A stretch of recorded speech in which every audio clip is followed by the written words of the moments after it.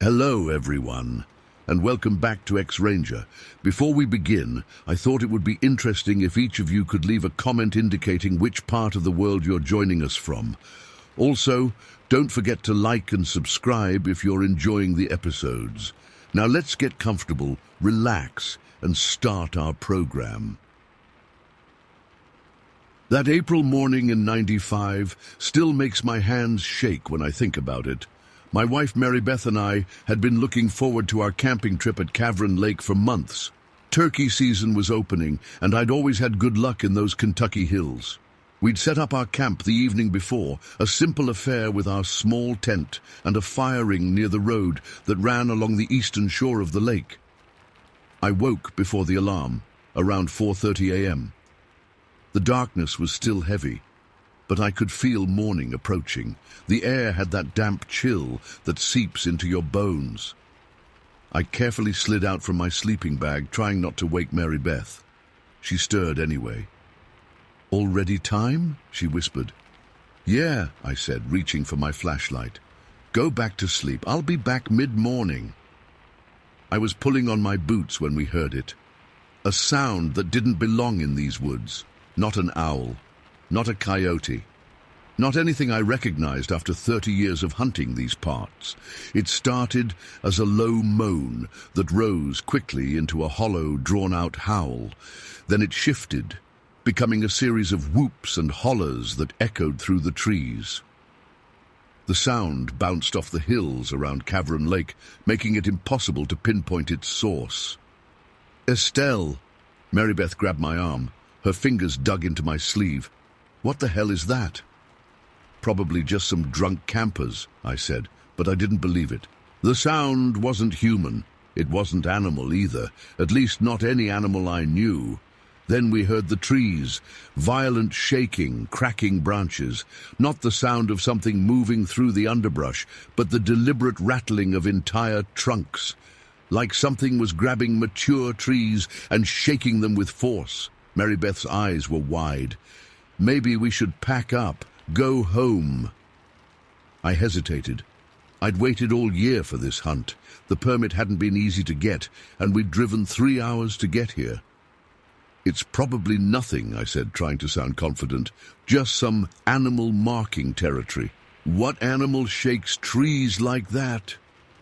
I didn't have an answer. Instead, I reached into my duffel and pulled out my .44 Magnum revolver. I checked that it was loaded and handed it to Mary Beth. "Keep this with you. Stay in the tent. If anything at all comes near camp, you fire a warning shot. If it keeps coming, you shoot it." She took the gun, her hands steady despite the fear in her eyes.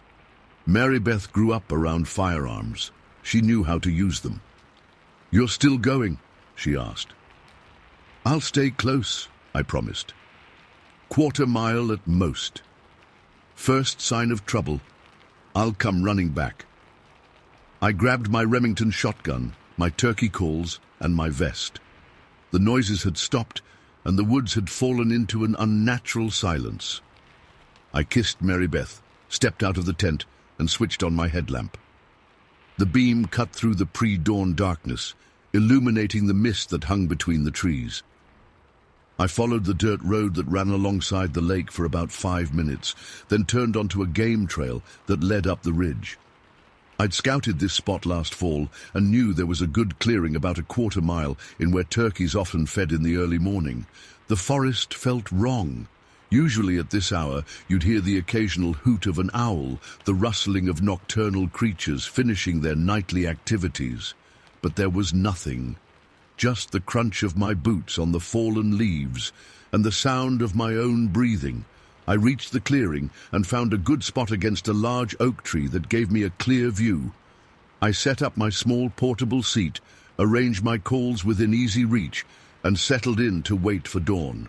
The sky was just beginning to lighten to a deep blue above the trees. That's when I heard it. Movement in the underbrush below the ridge, maybe 100 yards away. Heavy movement, not the delicate steps of deer or the careful pacing of a bobcat. This was something large, crashing through the brush, with complete disregard for stealth. At first, I thought it might be a bear, Black bears weren't uncommon in these parts, though they typically moved with more grace. Whatever this was, sounded massive, breaking branches and shoving aside vegetation with such force that I could hear small trees snapping. The thing, I couldn't bring myself to call it an animal, moved parallel to the ridge for a while, still hidden by the thick undergrowth. Then it changed direction, heading toward the small creek that ran through the valley. When it hit the water, the splash sounded like someone had dropped a refrigerator from a height. The creek wasn't deep, maybe knee-high on a man, but whatever crossed it displaced so much water that I could hear it sloshing up onto the banks. My hands tightened around my shotgun. I had turkey loads in the chamber, essentially just birdshot. It would irritate a bear at best. I suddenly wished I'd kept the .44 for myself. The thing must have emerged from the creek, because now I could hear it climbing the opposite bank, heading away from me. The noise it made moving through the brush sounded like an elephant or a herd of buffalo, not that either of those existed in Kentucky woods. But the density of the sound, the weight behind each movement, suggested something of that size. I started to breathe easier as the crashing sounds grew more distant. Then the hollering started again. The same unearthly whoops and howls we'd heard at camp, but now from the direction the creature had gone. The sound echoed through the valley, bouncing off the ridges until it seemed to come from everywhere at once. Then the tree shaking began again. Violent, angry thrashing of wood. I could make out the silhouettes of treetops moving unnaturally against the lightning sky, their entire trunks being rocked back and forth. I stood up, my heart hammering in my chest. This wasn't right. None of this was right. A new sound joined the chaos, a sharp, rhythmic knocking. Wood on wood, but too loud and deliberate to be a woodpecker. It reminded me of the way you might signal someone in the woods by knocking a stick against a tree trunk, but much louder. Knock, knock, knock, perfectly timed, about 3 seconds apart. The knocking moved, circling around to my right. Then another set of knocks answered from my left. The realization hit me like a punch to the gut. There was more than one of these things, and they were communicating with each other. I'd heard stories, of course, every hunter in these parts had. Tales of strange creatures in the deep woods, of unexplained noises and tracks. I'd always dismissed them as campfire stories meant to scare tourists and children. But standing there, listening to these primeval sounds echoing through the forest, I couldn't deny what was happening. Something was out there, something that didn't belong in these woods. Or maybe something that belonged here long before we did. The sky was getting lighter. In 15 minutes I'd have shooting visibility, but I no longer had any interest in hunting turkeys. I needed to get back to Mary Beth. I gathered my gear as quietly as possible, slung my shotgun over my shoulder, and started back down the trail. I moved slowly, placing each foot carefully to minimize noise. The knocking continued, seeming to pace me on either side, always staying just out of sight in the thick brush. I reached the point where the game trail met the dirt road and stopped cold. There, cutting across the packed earth of the road, was a track I couldn't explain. Something had emerged from the creek, crossed the road, and continued into the woods on the other side. The track wasn't footprints exactly, but a wide, disturbed area of earth, as if someone had dragged a wet mop across it. The morning light wasn't strong enough to make out details, but I could see the wet trail glistening against the drier dirt. Whatever had made that track had crossed recently. The water still hadn't fully soaked into the ground. I hurried now, no longer concerned with being quiet. The camp was just a few hundred yards ahead, and all I could think about was reaching Mary Beth. The knocking sounds followed me, always just out of sight among the trees. When our tent came into view, I called out, "Mary Beth, it's me!" I didn't want her shooting me by mistake. The tent flap unzipped, and she emerged, the .44 clutched in her right hand. Her face was pale. "Estelle, thank God!" She ran to me, throwing her free arm around my neck. "They're still out there. I can hear them." As if to confirm her words, a long, warbling howl rose from the ridge above our campsite. Another answered from across the lake. The whooping calls bounced back and forth, creating a disorienting cacophony that seemed to surround us. "We're leaving," I said, already moving toward the tent. "Pack only what we need. Leave the rest." We worked quickly, grabbing our sleeping bags, the cooler with our food and our personal items. Everything else could stay. I kept the shotgun in hand while Mary Beth continued to hold the revolver. As we packed, I became aware of another unsettling reality. The forest had gone completely silent. No birds called, no squirrels chattered. Even the insects had ceased their buzzing. It was as if all natural life had fled the area or was hiding in terror. We threw everything into the back of my pickup truck. I helped Mary Beth into the passenger seat, then ran around to the driver's side. My hands shook as I jammed the key into the ignition. The engine roared to life, and I immediately threw the truck into reverse, spinning the tires on the dirt as I turned around. As we pulled away from the campsite, I glanced in the rearview mirror. For a split second, I thought I saw something step out from between the trees at the edge of our campsite, something large, moving on two legs. But the morning shadows and the dust kicked up by our tires obscured the details, and I didn't slow down to get a better look. We drove in silence for several miles, both of us processing what had happened. Finally, Mary Beth spoke. "What was that, Estelle?" I tightened my grip on the steering wheel. "I don't know." "It wasn't human." "No," I agreed, "it wasn't. But it wasn't an animal either, not like any I've ever heard." I nodded, staring at the road ahead. "We should report it to the rangers." We did stop at the ranger station on our way out of the park. The young ranger behind the desk listened politely to our story, but I could see the skepticism in his eyes. He made a few notes, promised to look into it, and suggested that what we'd heard was probably a combination of bears, weather phenomena, and our own imaginations amplifying normal forest sounds in the pre-dawn darkness. We didn't argue. What was the point? We knew what we'd experienced. In the weeks that followed, I did some research. I found scattered reports of similar encounters throughout the Appalachian region. Strange vocalizations, tree knocking, feelings of being watched in remote woodland areas. Most were dismissed as hoaxes or misidentifications, but a few came from credible sources: hunters, hikers, forestry workers. Mary Beth and I never talked much about that morning at Cavern Lake.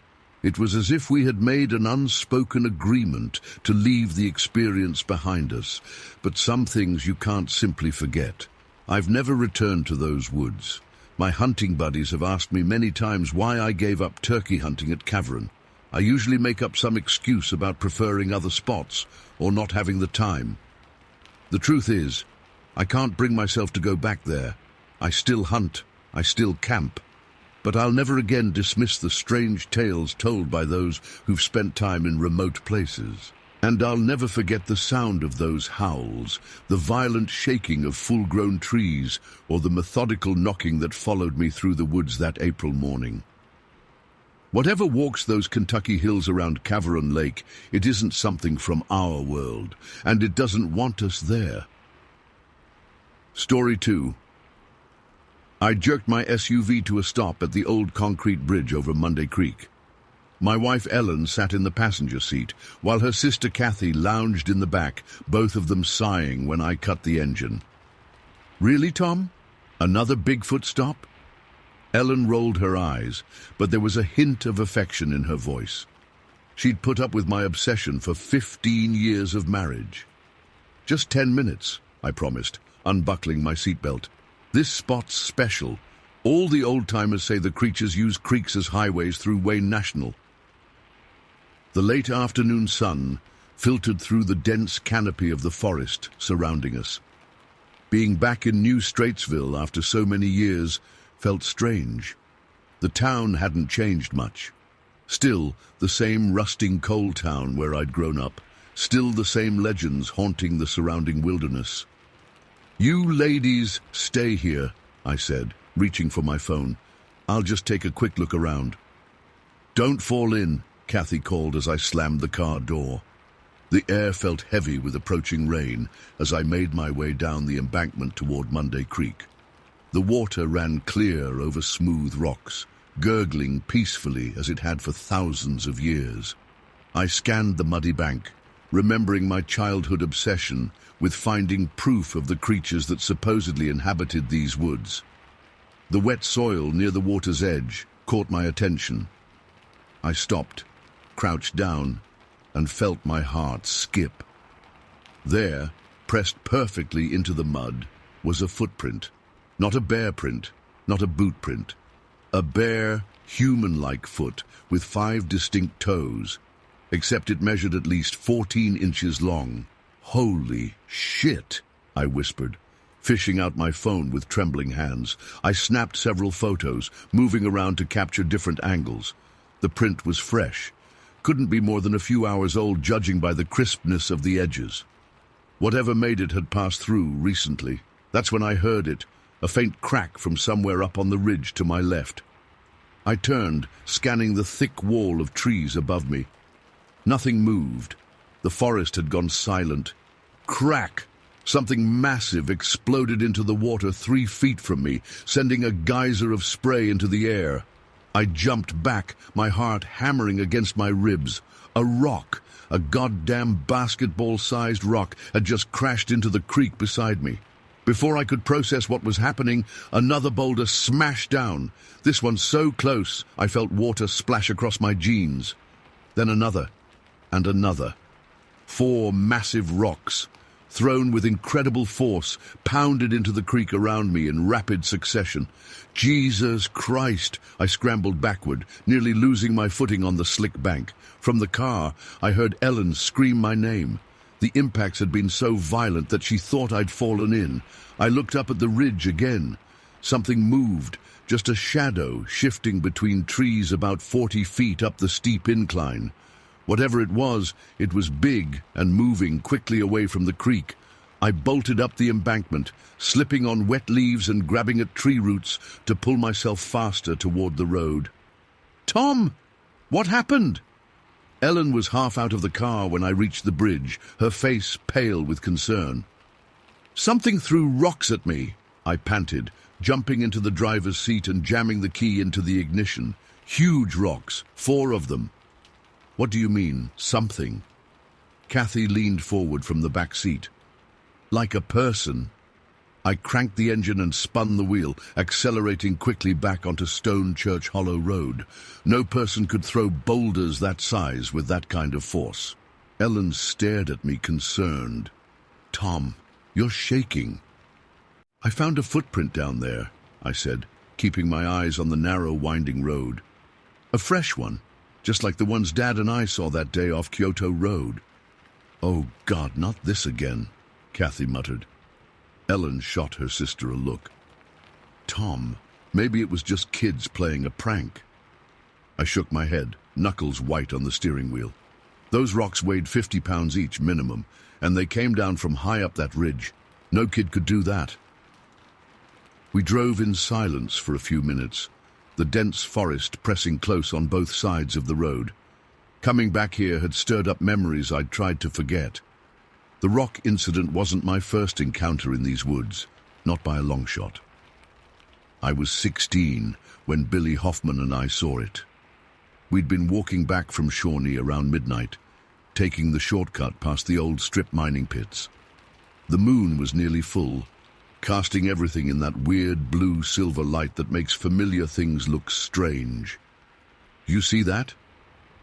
Billy had stopped suddenly, grabbing my arm. Along the tree line, maybe 100 yards away, something moved. Something tall and white. "What the hell is that?" I whispered, squinting to make it out. The figure walked upright on 2 legs, moving slowly along the edge of the woods. It paused, placed one hand on a rock, and ducked under a tree branch before disappearing into the darkness of the forest. "Was that a person?" Billy's voice cracked. "No way," I said, though I wasn't sure why I was so certain. "No person around here wears all white like that." We stood frozen for several minutes, waiting to see if it would reappear. When it didn't, curiosity overrode our fear. Let's check it out, I suggested. Now? Billy looked at me like I was crazy. No, tomorrow, in daylight. The next afternoon, we returned to the spot. Finding the exact location wasn't hard. The strip pits created distinct landmarks in the otherwise monotonous forest. There, I pointed. That's the rock it touched. Billy stopped walking. No way. The rock I was pointing to was a boulder standing about 8 feet tall. The tree branch it had ducked under hung even higher. Whatever we saw last night had to be... Billy trailed off. Huge, I finished. It had to be at least 9 feet tall. We didn't stay long after that realization. Whatever had casually placed its hand on that massive boulder while ducking under that high branch was something I didn't want to meet face to face. Back in our rental cabin that evening, I pulled up the photos on my phone and showed them to Ellen. See? That's clearly a foot, I pointed to the screen. 5 toes, arch, heel, just scaled up to impossible size. Ellen studied the picture. It does look like a footprint, she admitted reluctantly. You know this isn't the first time, I said quietly, sitting down on the edge of the bed. I know about the white thing you saw with Billy, she said. You've told me that story. There was another time. I was 12. Ellen looked up. You never mentioned another encounter. I took a deep breath. This was a memory I rarely revisited, partly because it still disturbed me, and partly because my father had been so adamant about not talking about it. Dad took me squirrel hunting off Kyoto Road. It was early fall, perfect weather. He positioned me against this big oak tree and told me to stay still while he worked his way around to flush the squirrels toward me. I paused, the memory flooding back with perfect clarity. I sat there maybe 15 minutes, shotgun across my lap, watching the trees. Then Dad came rushing back, breathing hard. He grabbed my arm, hard enough to leave bruises, and said we had to leave immediately. What happened? Ellen asked, setting down the phone. He practically dragged me out of those woods. I kept asking what was wrong, but he wouldn't answer. When we got to this small creek, that's when we saw them. Footprints, 16 to 18 inches long, pressed deep in the mud. Fresh prints. Dad saw them and started moving even faster. Did he ever tell you what spooked him? I shook my head. Not exactly. When we got back to the truck, he made me promise never to go back to that spot. He said, "These things in those woods are not to be toyed with." That's all he would say. Dad was a hunter, Ellen. He wasn't afraid of bears or coyotes or any normal wildlife. Whatever he saw that day terrified him. Ellen was quiet for a moment. So, you think what threw those rocks at you today was the same kind of creature? I know it was, I said, and I think it was warning me to leave. That night, I couldn't sleep. The cabin we'd rented sat at the edge of the forest, about 5 miles from Stone Church Hollow Road.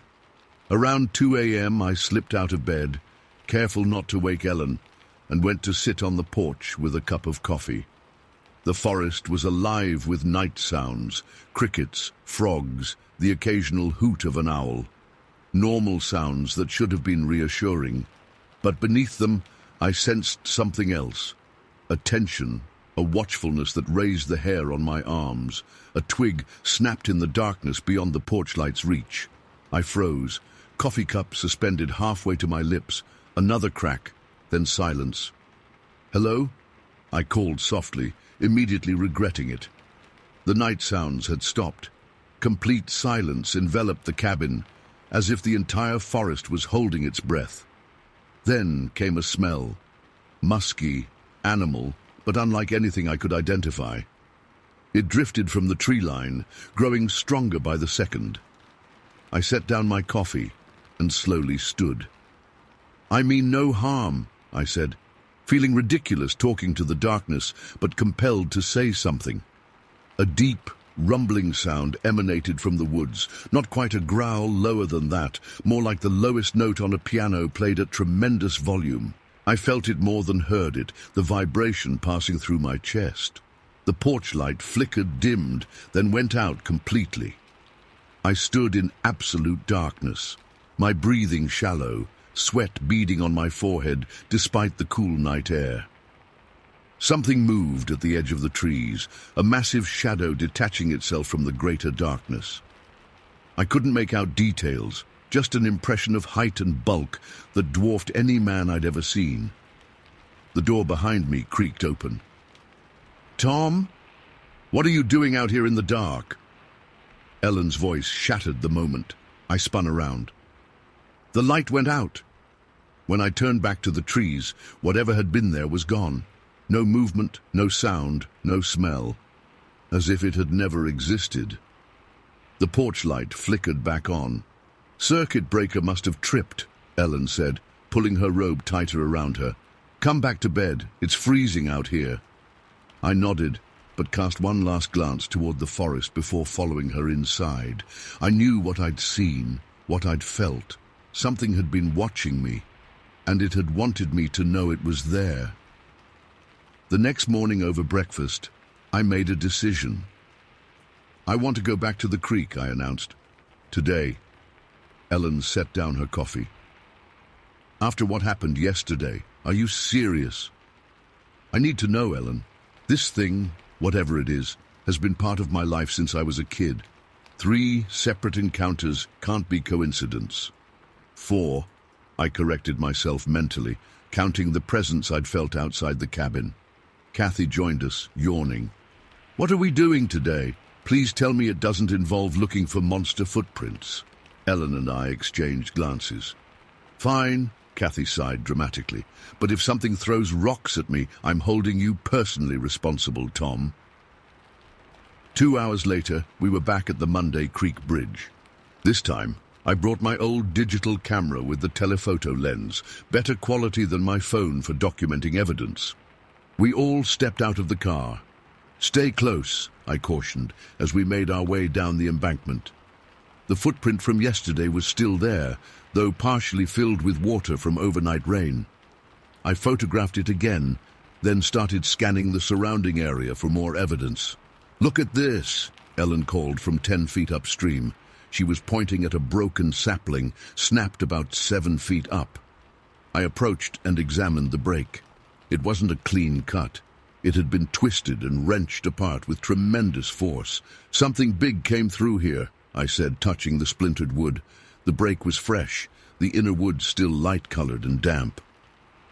"Tom." Kathy's voice sounded strange. "There are more footprints over here." We joined her at a patch of sandy soil near a bend in the creek. She was right. A line of 5 distinct footprints led from the water's edge into the forest. Each print was enormous, easily 17 inches long, with 5 toes clearly visible in the first 3 before the ground became too rocky to hold impressions. "Jesus," Ellen whispered, her skepticism visibly crumbling. "Those are real." I photographed each print from multiple angles, placing my own boot next to one for scale. My size 11 looked like a child's footprint in comparison. "The rocks came from up there yesterday," I said, pointing to the ridge above us. "I'm going to check it out." "We should all stay together," Ellen insisted, surprising me with her willingness to continue exploring. The climb was steep and difficult, requiring us to grab tree trunks and roots to pull ourselves up. About halfway up, Kathy stopped. "Wait, listen." We froze. At first I heard nothing unusual, just wind through leaves and the distant gurgle of the creek below. Then it came, 3 sharp, rapid knocks, like someone hitting a tree trunk with a heavy stick, wood on wood, crack, crack, crack. "What is that?" Ellen whispered. Before I could answer, an answering series of knocks came from behind us, closer to the creek. Then another from our right, further along the ridge. "They're surrounding us," Kathy said, her face pale. "Not surrounding," I corrected, though my mouth had gone dry. "Communicating. With each other. About us." The knocking continued. Patterns exchanged between at least 3 different positions in the forest. I lifted my camera, and scanned the trees through the telephoto lens, sweeping slowly across the ridge. Through the viewfinder, I caught a flash of movement, something large and dark shifting behind a cluster of pines about 100 yards away. I adjusted the focus, trying to get a clear shot, but it was gone. "We need to leave," Ellen said firmly, grabbing my arm. "Now!" The urgency in her voice snapped me back to reality. She was right. We were potentially cornered on a steep hillside by multiple creatures of unknown intentions. My curiosity had put us all at risk. "Okay," I nodded. Back to the car, slowly. We descended carefully, helping each other down the steepest parts.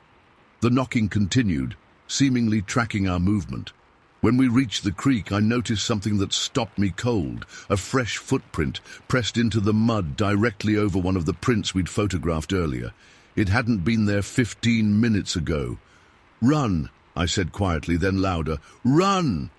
We splashed across the shallow creek and scrambled up the embankment toward the bridge. I glanced back once and saw movement in the trees, tall, dark shapes shifting between trunks, keeping pace with us but staying under cover. We reached the car, piling in as I fumbled with the keys. The engine roared to life, and I accelerated onto the road, tires spitting gravel. In the rearview mirror, for just a split second, I caught sight of something massive stepping onto the bridge behind us, a tall, broad silhouette against the afternoon light. Then it was gone, melting back into the forest as quickly as it had appeared. None of us spoke until we were miles away, back on the main highway toward town. "Did you see it?" I finally asked. "On the bridge." Ellen nodded slowly. "I saw something. I don't know what, but it was big." Kathy leaned forward from the back seat. "Those knocks, they were talking to each other, about us, tracking us." I gripped the steering wheel tighter. "They let us go. They could have done whatever they wanted out there, but they let us leave." The implications hung in the air between us. These weren't just animals. Whatever inhabited Wayne National Forest had intelligence, communication, and most importantly, restraint. They'd warned me away once with rocks. The second time they'd shown themselves, just enough to make their presence unmistakable. "I won't be going back," I said after a long silence. Dad was right. These things aren't to be toyed with. Ellen reached over and took my hand. "I believe you now, about everything." We drove on toward New Straitsville, leaving the ancient forest and its secrets behind us.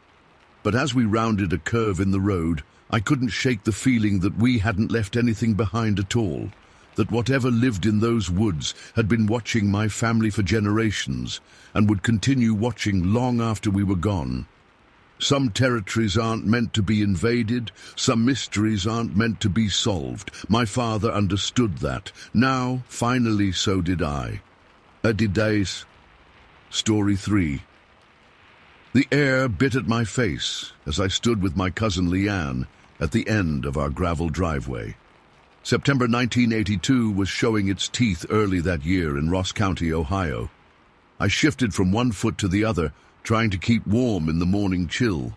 Buzzard's Glory Road stretched out before us, empty and quiet except for the light fog that hovered above the asphalt like a thin blanket.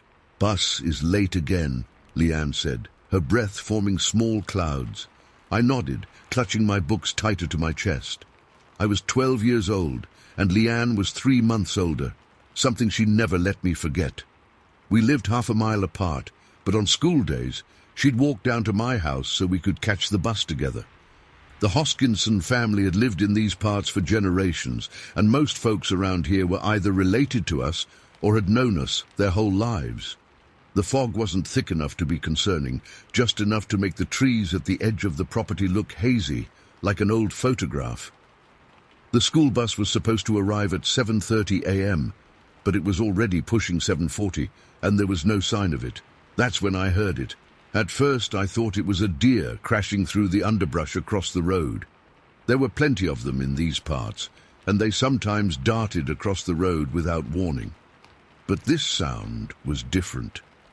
Heavier, more deliberate. "You hear that?" I asked Leanne, my eyes scanning the tree line. She nodded, her face suddenly serious. "What is that?" The noise grew louder, a rhythmic thumping against the ground like something running, fast, too fast for a deer, too heavy for a dog. I felt the hairs on my arms stand up under my jacket sleeve. Something was coming. Then I saw it. From the fog on the road, a shape emerged. My mind couldn't make sense of it at first. It was moving too quickly. Grey-black in color, it ran on all fours, but not like any animal I'd ever seen. Its limbs were too long, its movements too fluid yet jerky at the same time. It covered ground at a speed that didn't seem possible. "Brenda!" Leanne shrieked, grabbing my arm so hard it hurt. I couldn't speak. I couldn't move.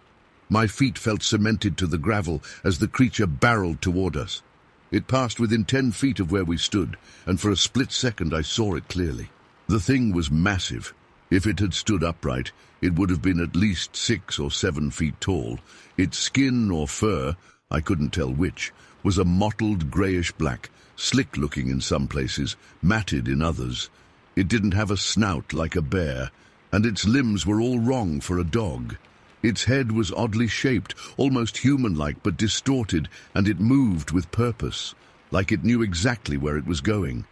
It never slowed down, never looked our way, just raced past us, continued down Buzzard's Glory Road for another 50 yards, then veered sharply into the woods near the old train tunnel, the woods that bordered my Aunt Beth's property. The whole encounter lasted maybe 5 seconds. But it felt like time had stretched out, giving me a prolonged view of something I shouldn't have seen. When it disappeared into the trees, the spell broke. Leanne and I looked at each other, her face as white as a sheet, matching what I imagined mine looked like. "Run!" I whispered, and then louder, "Run!" We bolted back up the driveway toward my house, our books clutched tight against our chests, feet pounding on the gravel. I glanced back once, terrified I'd see that thing following us, but the road remained empty. Just the fog, now seeming much more ominous than it had minutes before. We burst through the front door, startling my mother, who was at the kitchen table having her morning coffee. "What in heaven's name?" She stood up, coffee sloshing over the rim of her mug. "Girls, what's gotten into you?" "Mom!" I gasped, struggling to catch my breath. "There was something out there, on the road." Leanne nodded frantically. "We saw it. It wasn't a bear or a dog or anything. It was running so fast." Mum's face changed, from surprise to skeptical in an instant. She set her mug down and crossed her arms. "Now, what are you two going on about? You're supposed to be waiting for the bus." "There was a creature," I insisted, my voice cracking. "It ran past us and went into the woods by Aunt Beth's place." Mum sighed, shaking her head. "Brenda Jean Hoskinson, you've been watching too many of those monster movies. It was probably just old man Wiley's dog got loose again." "It wasn't a dog," Leanne said. "It was huge and fast, too fast."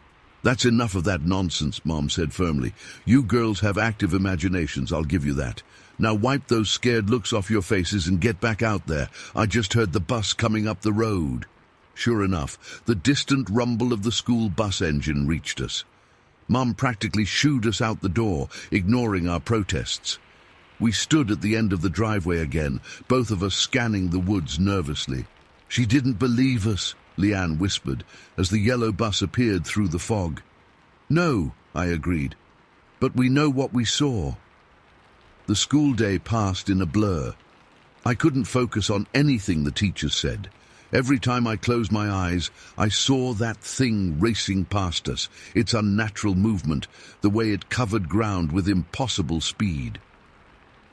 During lunch, Leanne and I huddled at the corner of a table, comparing notes in hushed voices, making sure our stories matched. They did, down to the smallest detail. When the final bell rang, I felt a knot of dread in my stomach. I didn't want to go home, didn't want to walk down that driveway again, but I had no choice.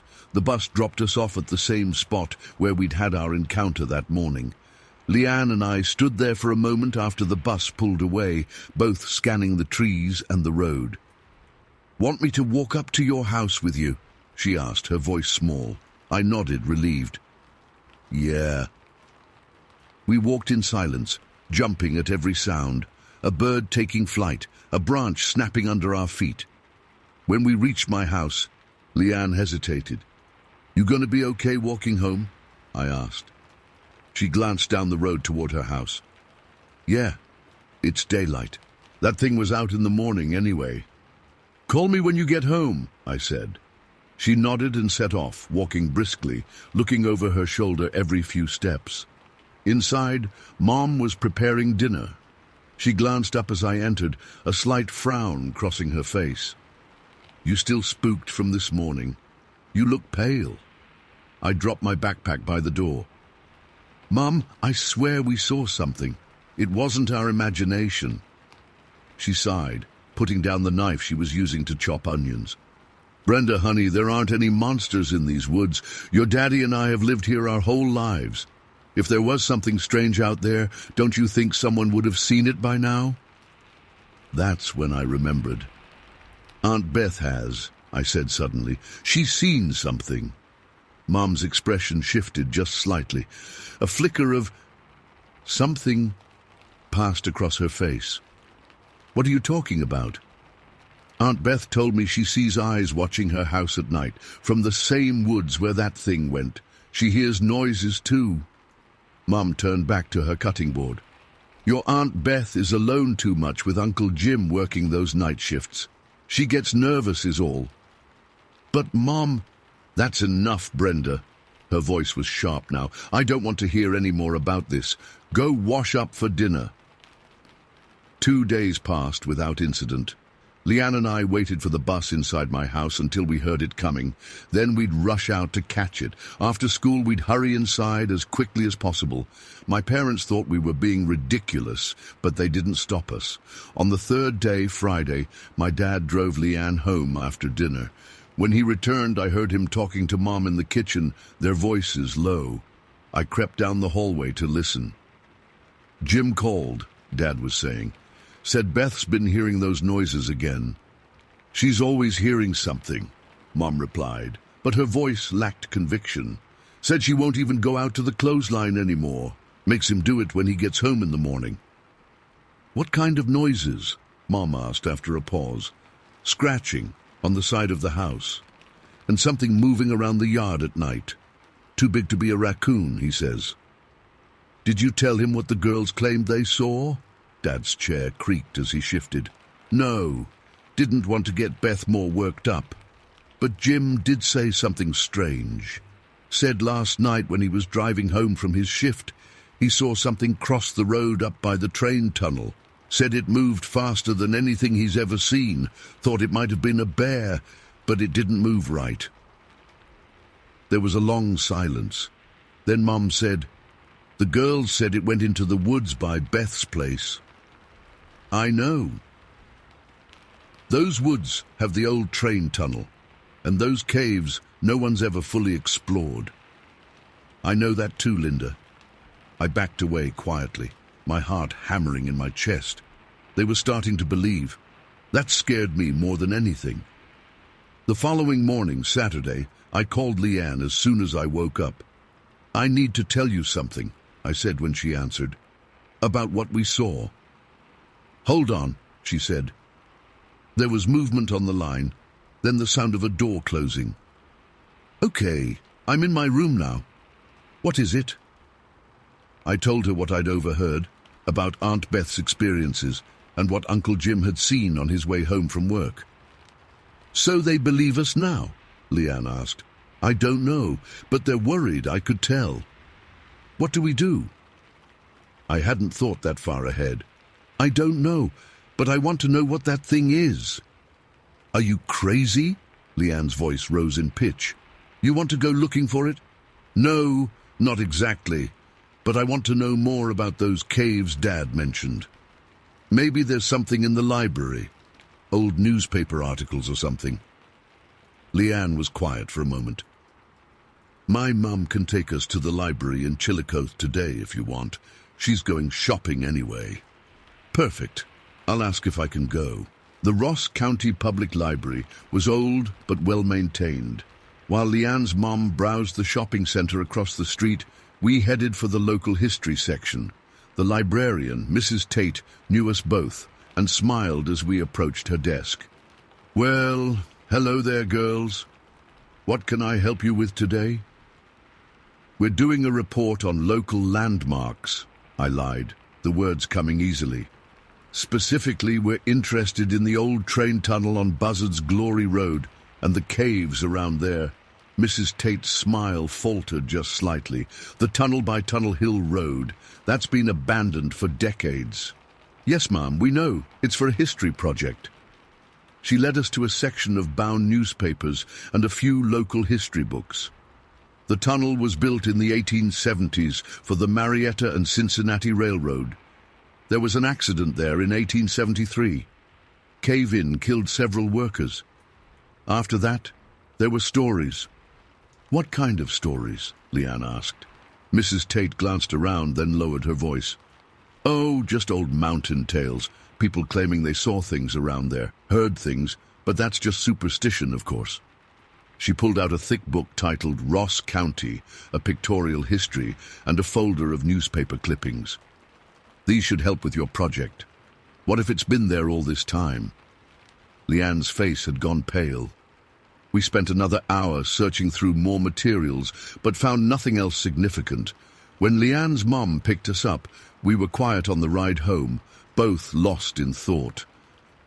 "Did you find what you needed for your project?" her mom asked. "Yes, ma'am," I replied automatically. "Lots of interesting history around here." That night, I couldn't sleep. My bedroom window faced the woods, and I kept imagining I could see movement among the trees, though they were too far away to actually make out in the darkness. Around midnight, I heard my parents talking again, their voices drifting up from the kitchen. "Jim called again," Dad was saying. "Said Beth heard something outside their bedroom window tonight, scratching at the glass." "Did he see anything?" Mom asked. "No. By the time he got up, whatever it was had gone. But he found marks on the side of the house. Said they looked like claw marks, but too high up for any animal around here." "Tom, I'm getting worried. First the girls, now this. I know. I'm going over there tomorrow with my rifle. Gonna take a look around those woods." "You think that's wise? If there is something out there, it's probably just a bear that's lost its fear of humans. I'll talk to Sheriff Wilson, see if anyone else has reported anything." Their voices lowered, and I couldn't make out anything else. I lay there in the dark, staring at my ceiling, wondering what was hiding in those caves near the old train tunnel, wondering if it was watching us right now, learning our patterns, waiting for its chance to do more than just run past or scratch at windows. Sunday morning, I woke to the sound of men's voices in our yard. I looked out my window to see Dad, Uncle Jim, and 3 other men I recognized from town. Mr. Lawson, who owned the hardware store, Deputy Collins, and old Mr. Ferris, who'd been a hunter his whole life. They all had rifles. I dressed quickly and went downstairs. Mom was at the kitchen table looking worried. "What's going on?" I asked, though I had a pretty good idea. "Your father and some others are going to check out those woods today. See if there's any sign of whatever's been around." "Because of what Leanne and I saw? And what Aunt Beth heard?" Mom sighed. "Yes. And because the Wilsons down the road found their dog dead yesterday morning. Something got into their yard and—" She stopped herself. "Well, it wasn't natural what happened to that poor animal." My stomach clenched. "Can I call Leanne?" "She's already on her way over. Your aunt's bringing her." An hour later, our kitchen was filled with women and children, while the men were out searching the woods. Aunt Beth looked exhausted, dark circles under her eyes. "Haven't slept more than an hour at a time this whole week," she told Mom, cradling a cup of coffee between her hands. "Something's out there, something that doesn't belong." "Beth, don't talk like that in front of the children," Mom scolded, but her heart wasn't in it. "They've seen it, Linda. They need to know to be careful." Leanne and I sat at the far end of the table, listening. "Have you seen its eyes?" I asked Aunt Beth quietly. She looked at me, her own eyes widening slightly. Yes, yellow, reflective like an animal's but too high up off the ground. It stands in the tree line behind our house, watching. How long has it been happening? Leanne asked. Off and on for years, but it's gotten worse lately, more bold. Mom gave us a stern look. That's enough of that talk. Why don't you girls go watch TV in the living room? We obeyed, but neither of us paid attention to the show that was on. We were both thinking about what might be happening out in those woods right now, what those men might find, or what might find them. The men returned late afternoon, tired and muddy. They hadn't found anything except some strange tracks near one of the cave entrances. Like a big dog. But the stride was all wrong, Mr. Ferris said, and some fur caught on a branch that none of them could identify. Too coarse for a bear, wrong color for a coyote, Deputy Collins said. I'm sending it to the State Wildlife Office to see if they can tell us what it is. They'd explored the entrance to one of the caves, but hadn't gone deep. Those caves go back miles, Dad explained. Some of them connect to the old tunnel. Without proper equipment, it's too dangerous. That night, Dad insisted on driving Leanne and Aunt Beth home, even though it was still daylight. He took his rifle with him. When he returned, he told Mom he'd seen fresh scratches on the side of Beth and Jim's house, high up near the bedroom window. Monday morning came with heavy rain. Dad insisted on driving me to the bus stop, watching until the bus came. The same happened after school. Mom was waiting in the car when I got off the bus. This continued all week. The adults were scared now, and that terrified me more than anything else. Friday night, I was awakened by the phone ringing. I glanced at my alarm clock, 2:17 a.m. I heard Dad answer, then his quick footsteps as he went to wake Mom. Their urgent whispers drifted up to me, but I couldn't make out the words. Then the sound of drawers opening, Dad's gun cabinet being unlocked. I crept to the top of the stairs. Dad was loading his shotgun, his face grim in the dim light of the hallway. "What's happening?" I asked, my voice small. Both my parents looked up, startled. "Go back to bed, Brenda," Dad said firmly. "Is it Aunt Beth? Did something happen?" Mom came to the bottom of the stairs. "Your aunt and uncle are fine, but something tried to break into their house tonight. Uncle Jim fired a shot at it and it ran off. He called the sheriff, and now a bunch of men are going out to try to find whatever it is." "In the dark?" I asked, fear clutching at my chest. "They have flashlights and lanterns and guns." Mom tried to sound reassuring, but I could hear the worry in her voice. "You stay here with Brenda," Dad told Mom as he pulled on his boots. "Lock the doors after I leave. I've got my key." Mom nodded, her face pale in the hallway light. After Dad left, Mom and I sat in the living room. Neither of us could sleep. She kept the shotgun across her lap, something I'd never seen before. Around 4 a.m., we heard gunshots in the distance, 3 rapid fires, then 2 more spaced further apart. Mom tensed, her knuckles white around the shotgun's wooden stock. We waited, the minutes dragging by like hours. Then headlights swept across our windows as a vehicle pulled into our driveway. Mom stood, raising the shotgun slightly before recognizing Dad's truck. She unlocked the door and Dad stepped in, soaked from the rain, mud caking his boots and pants. "Did you find it?" Mom asked. Dad's face was drawn, his eyes haunted in a way I'd never seen before. "No, but we found where it's been living, one of the deeper caves." He glanced at me, then back at Mom. "Linda, there were bones in there. Animal bones mostly, but what?" Mom pressed. Dad just shook his head, not wanting to say more in front of me.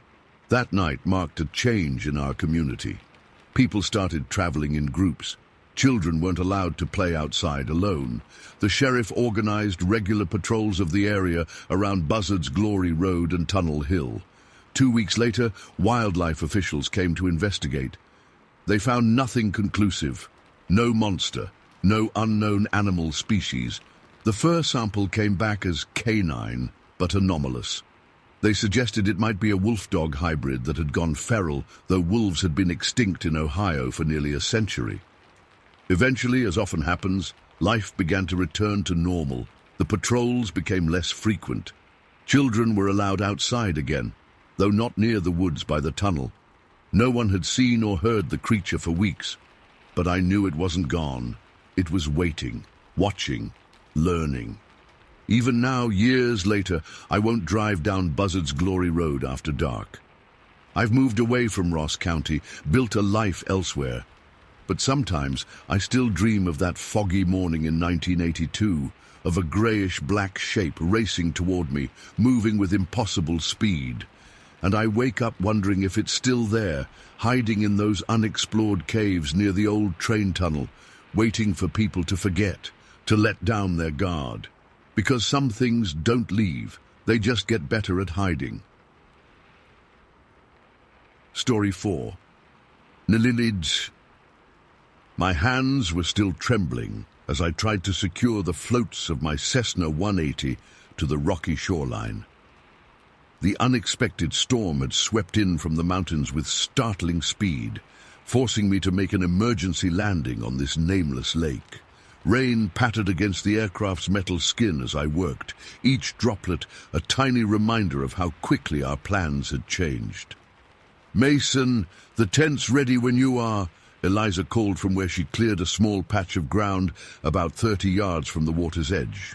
I looked up to see my wife, of exactly 4 days, standing there in her red flannel shirt and jeans, hair pulled back in a practical ponytail. Even disheveled from our hasty landing and the subsequent scramble to unload our camping gear before the worst of the rain hit, she was beaming. That was Eliza for you, always finding adventure where others might see disaster. "Be right there," I called back, tightening the final knot, just grabbing the sleeping bags. We hadn't planned on camping until reaching our actual destination outside Anchorage, but Eliza had insisted we pack emergency supplies. "You never know what might happen in the Alaska bush," she'd said. My bride was born and raised in Fairbanks. She knew the unforgiving nature of this wilderness better than most. I reached into the plane's cargo area and pulled out our 2 sleeping bags, strapping them together before hoisting them onto my shoulder. The rain was easing now, patches of late afternoon sunlight breaking through the clouds and dancing across the lake's dark surface. Maybe this unexpected detour wouldn't be so bad after all. One night here, then we'd continue to Anchorage in the morning when the weather cleared. "You know what?" I called to Eliza. "I think I forgot to grab the cooking supplies. Can you check the duffel near the—" The scream cut through the air like a physical thing. High-pitched, desperate, terrified. Eliza's scream. I dropped the sleeping bags and spun around. For a moment my brain couldn't process what my eyes were seeing. Eliza was being carried away, no, dragged, by something massive, something that shouldn't exist. It stood at least 8 feet tall, covered in dark, matted fur, bipedal but not human, not even close to human. Its arms were too long, its movements too fluid yet jerky at the same time. And tucked under one of those impossibly long arms was my wife, her body limp like a rag doll, her red shirt a bright splash of color against the creature's dark fur. "Eliza!" I screamed, my voice breaking as I started running toward them. The thing turned its head, dear God, that face, and then accelerated toward the tree line, with inhuman speed. Eliza's eyes met mine for one terrible moment. They were wide with terror, her mouth forming words I couldn't hear. I ran faster than I'd ever run in my life, but the creature was already reaching the edge of the forest. My boots slipped on the wet ground as I desperately tried to close the distance. My heart hammered in my chest, blood roaring in my ears. Too slow. I was too damn slow. "I'm coming, Eliza," I shouted, but the words felt hollow even as they left my throat. The creature disappeared into the dense spruce forest with my wife. I reached the tree line seconds later, plunging into the dim, green-filtered light. Branches whipped at my face as I pushed through the undergrowth, straining to hear anything over my own labored breathing. Then I remembered. My rifle. The Winchester was still in the plane. "God Damn it! I cursed, skidding to a stop. Precious seconds ticked by as I weighed my options. Continue the pursuit unarmed or go back for the rifle. The image of Eliza's terrified face made the decision for me. I turned and sprinted back to the plane, my lungs burning. Scrambling through the cargo area, I grabbed my rifle and a box of ammunition, loading the weapon with trembling fingers. By the time I re-entered the forest, at least 5 minutes had passed. 5 minutes too many. I forced myself to slow down, to look for signs of their passage. The creature was large. It had to be leaving a trail. There, broken branches, disturbed undergrowth. I followed as quickly as I dared, rifle at the ready. The forest grew denser, the terrain steeper. I climbed over fallen logs, skirted around thick patches of devil's club, all while straining to catch any sound that might guide me. "Eliza!" I called out every few minutes, hoping for any response. An hour passed, then 2. The light was fading fast now. Twice I caught glimpses of movement ahead, once a flash of red that had to be Eliza's shirt, and later the dark mass of the creature disappearing behind a rock outcropping. Each time I pushed myself harder, ignoring the burning in my legs and the scratches covering my arms and face. The 3rd time I saw them, I was close enough to take a shot. The creature was moving rapidly uphill, Eliza still tucked under its arm. I raised the rifle, steadying my breathing as I'd learned hunting in my youth. The crosshairs aligned on the creature's broad back. I hesitated. What if I hit Eliza? The light was poor, the distance considerable, and they were moving erratically through the trees. That split second of hesitation cost me. The creature vanished over a ridge, and by the time I reached the same spot, there was no sign of them in the valley below. Night was falling quickly now. I stumbled onward, using my flashlight to follow what trail I could find. Eventually, I discovered a small piece of red fabric caught on a thorny bush. Eliza's shirt. I clutched it in my fist, fighting back tears of frustration and fear. The full darkness of the Alaskan wilderness closed in. I had 2 choices. Continue blindly in the night, likely to lose the trail completely, or return to our campsite and resume at first light with a clear ahead. My heart said, keep going. My brain knew better. Without light, without proper gear, I was as good as dead out here, and dead. I'd be no help to Eliza. I marked the spot with a pile of rocks and a bright orange survival marker from my pocket, then turned back toward the lake, my steps heavy with defeat. The return journey took 3 hours. I reached our campsite well after midnight, exhausted and numb. The tent Eliza had set up stood there, a cruel reminder of what should have been. I crawled inside, not to sleep but to gather myself and plan. Dawn broke at 4:17 a.m. I was already up, having spent the night checking and rechecking my rifle, organizing supplies, and marking a search grid on my map. I forced down some jerky and water, then headed back into the forest, following my own tracks from the previous day. The morning light revealed details I'd missed in my panicked pursuit. Large, unusual footprints in softer patches of ground, broken branches higher up than a man could reach, tufts of coarse dark hair caught on tree bark. I reached my marker from the night before and picked up the trail again. It led upward, into increasingly rugged terrain. By midday, I'd climbed nearly 2,000 feet in elevation. The forest thinned, giving way to rocky slopes and patches of hardy alpine vegetation. That's when I found it. A cave entrance, partially concealed by a rockfall. Dark hair similar to what I'd found on the trees was visible on the jagged edges of stone around the opening. And there on the ground, Eliza's hiking boot. I approached cautiously, rifle ready. The cave mouth was larger than it first appeared, easily 8 feet high. A damp, musky odor wafted from the darkness within. I clicked on my flashlight, its beam seemingly swallowed by the blackness beyond. "Eliza?"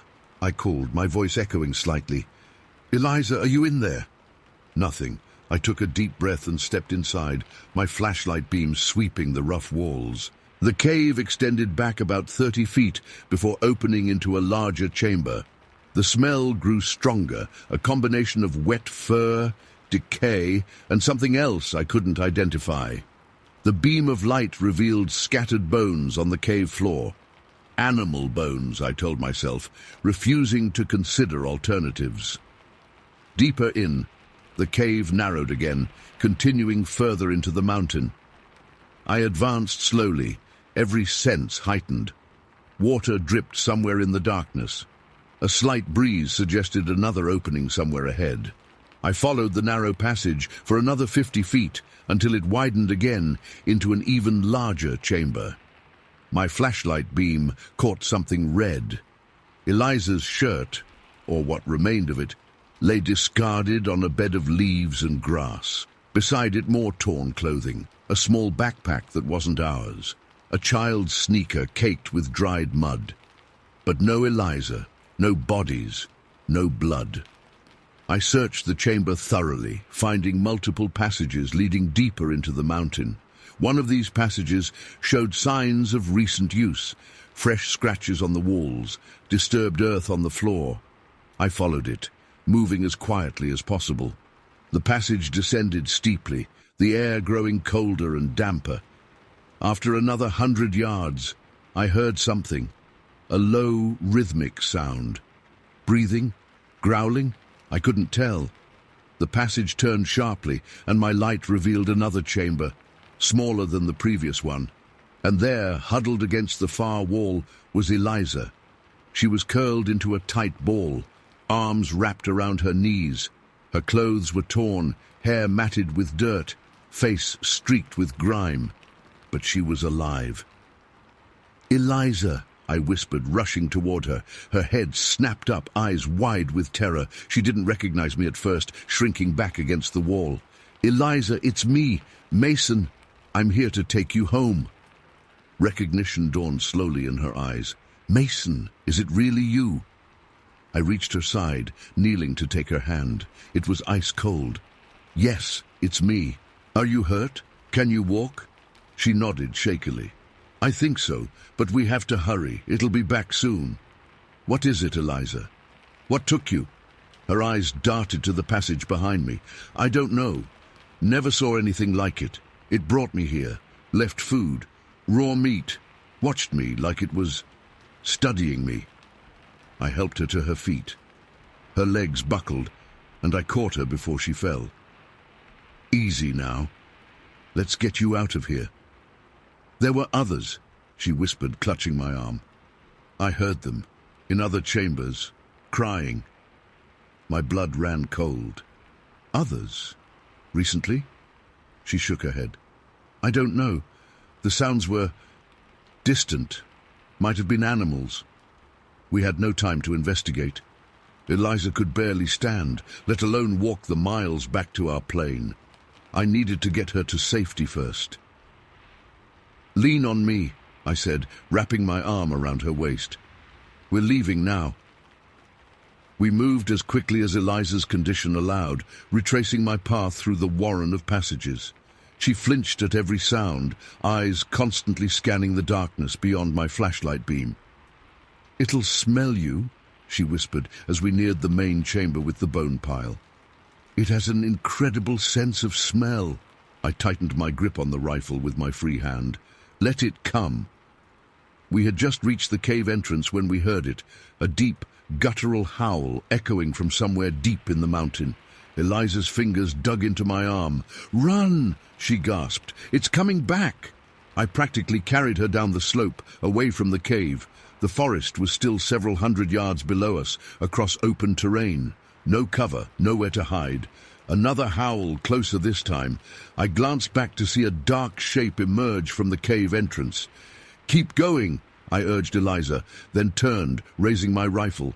The creature stood upright at the cave mouth, silhouetted against the rock.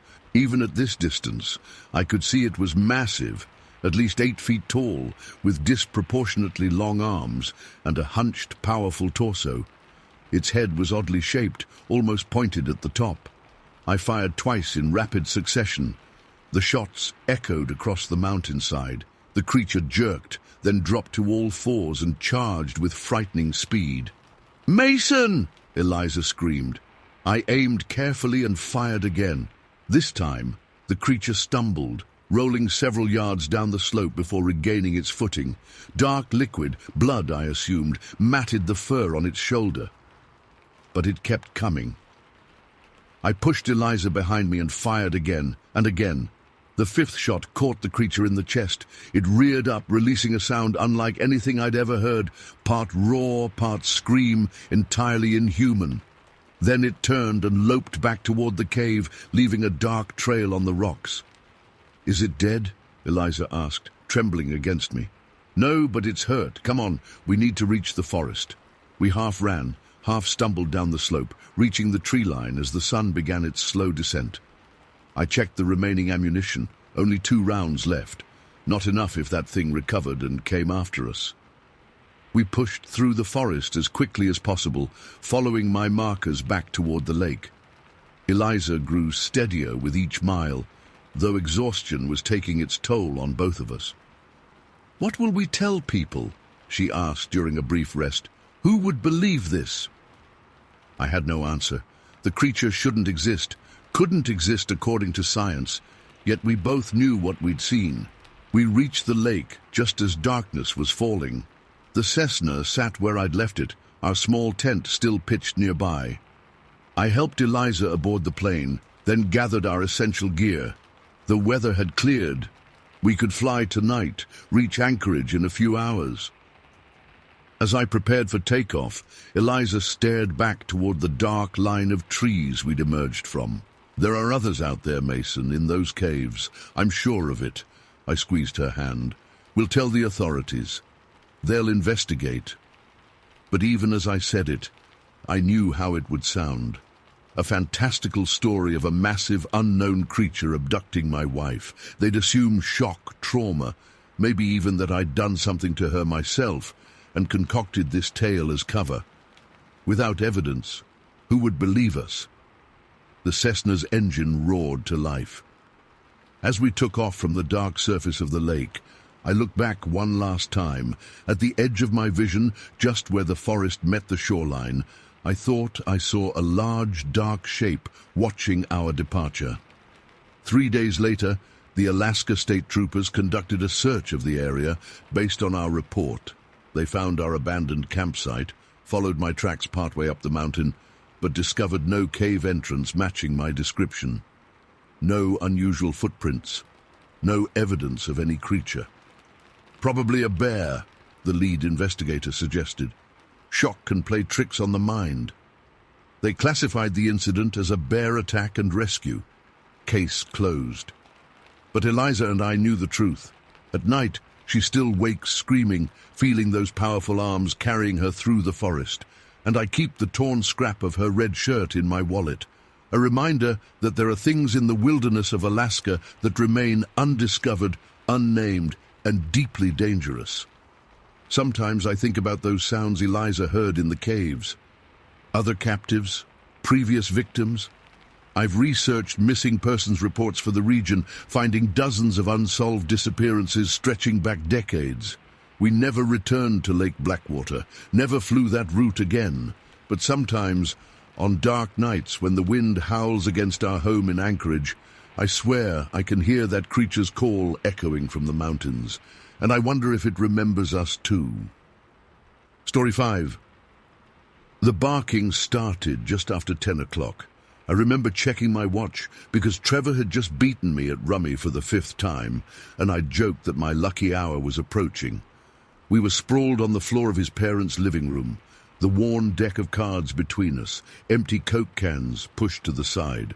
Trevor's folks were visiting relatives in Anchorage for the weekend, leaving us 16-year-olds with the place to ourselves, a rare freedom in our tiny southwestern Alaska village where everyone knew everyone's business. "Those dogs are going nuts," I said, glancing toward the window. The temperature outside had dropped to 15 below, and frost patterns crept across the glass like ghostly fingers. Trevor shuffled the cards. "Probably just a bear, Vincent. Nothing to worry about." I nodded, but something about the barking didn't sound right. Our village dogs barked at bears, sure, but this was different, higher pitched, more frantic. Doesn't sound like bear barking. Your deal, Trevor said, pushing the deck toward me.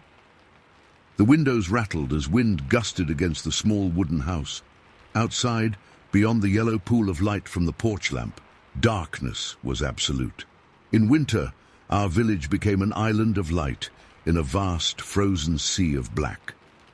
No streetlights, no neighboring towns, just scattered homes, the general store, and endless wilderness. The barking intensified. Jesus, they're really going at it, Trevor said, finally looking concerned. He stood up and walked to the window, cupping his hands around his eyes to peer out. Can't see a damn thing. I joined him, but the glass was too frosted to see much, just the dim outline of Trevor's father's pickup and the vague shapes of spruce trees beyond. Maybe we should check, I started to say, when a loud thump cut me off. Something had hit the side of the house. We both froze. The dogs were howling now, a chorus of alarm that made the hair on my neck stand up. That's not a bear, Trevor whispered. He walked quickly to his father's gun cabinet, unlocked it, and pulled out a .30-06 rifle. The wooden stock gleamed dully in the living room light. What are you doing? I asked, though I knew perfectly well. Being prepared, he said, checking that the rifle was loaded. Dad always says... A scraping sound at the front door made us both jump, metal on metal, the sound of the latch being manipulated. Someone's trying to get in, I hissed.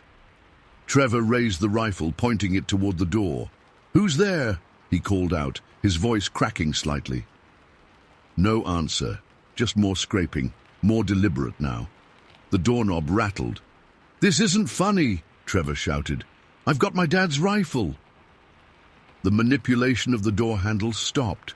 For a moment, the only sound was our breathing and the distant barking of the dogs. Then we heard heavy footsteps on the porch, moving from the door toward the side of the house.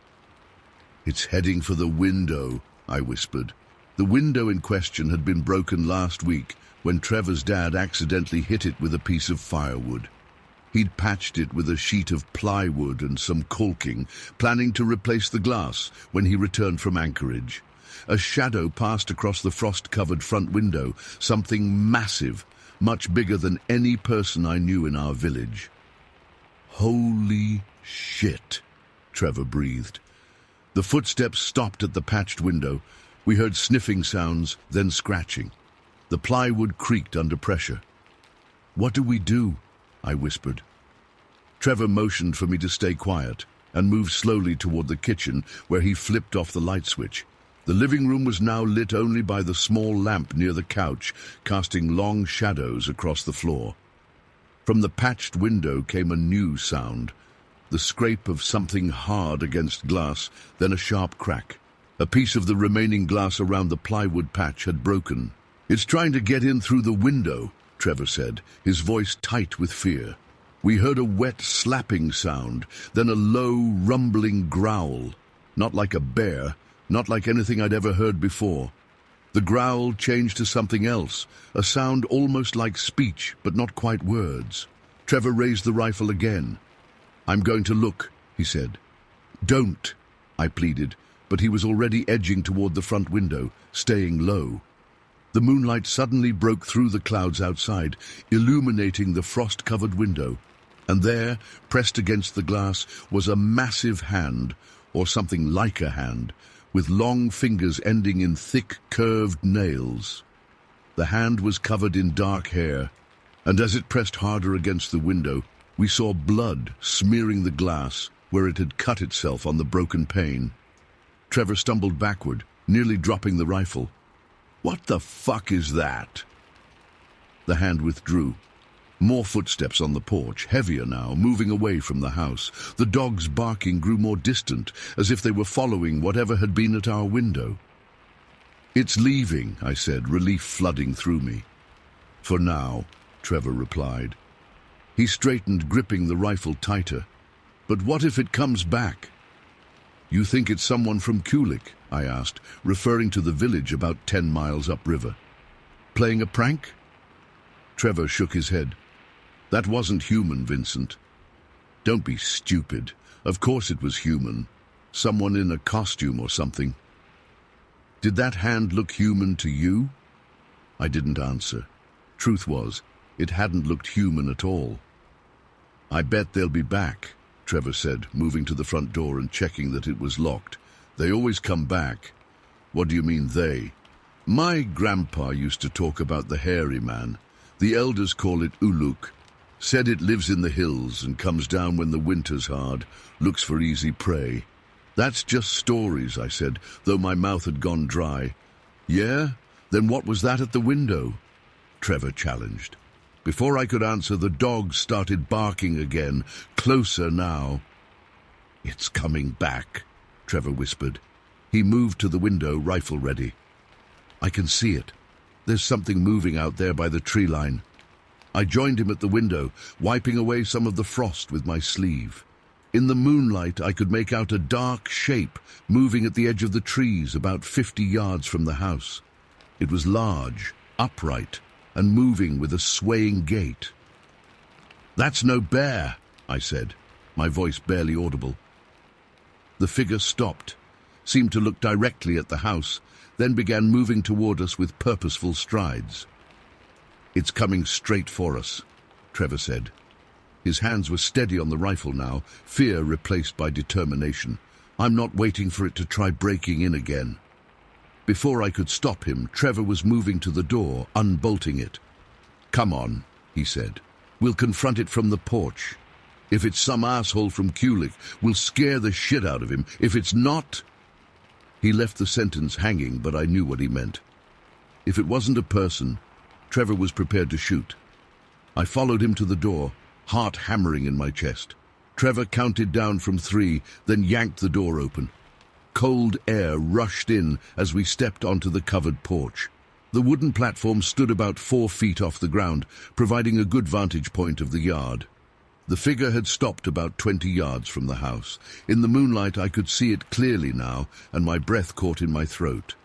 It stood at least 8 feet tall, broad-shouldered and covered in dark, matted hair. Its arms hung too long at its sides, massive hands with those same curved nails visible even from this distance. Its face was the worst part, almost human, but wrong in ways I couldn't fully process. The proportions were off, the features too flat, too wide, and its eyes reflected the moonlight like a cat's, 2 glowing orbs in the darkness. Holy shit, Trevor whispered. Holy fucking shit. The creature tilted its head, studying us with those reflective eyes.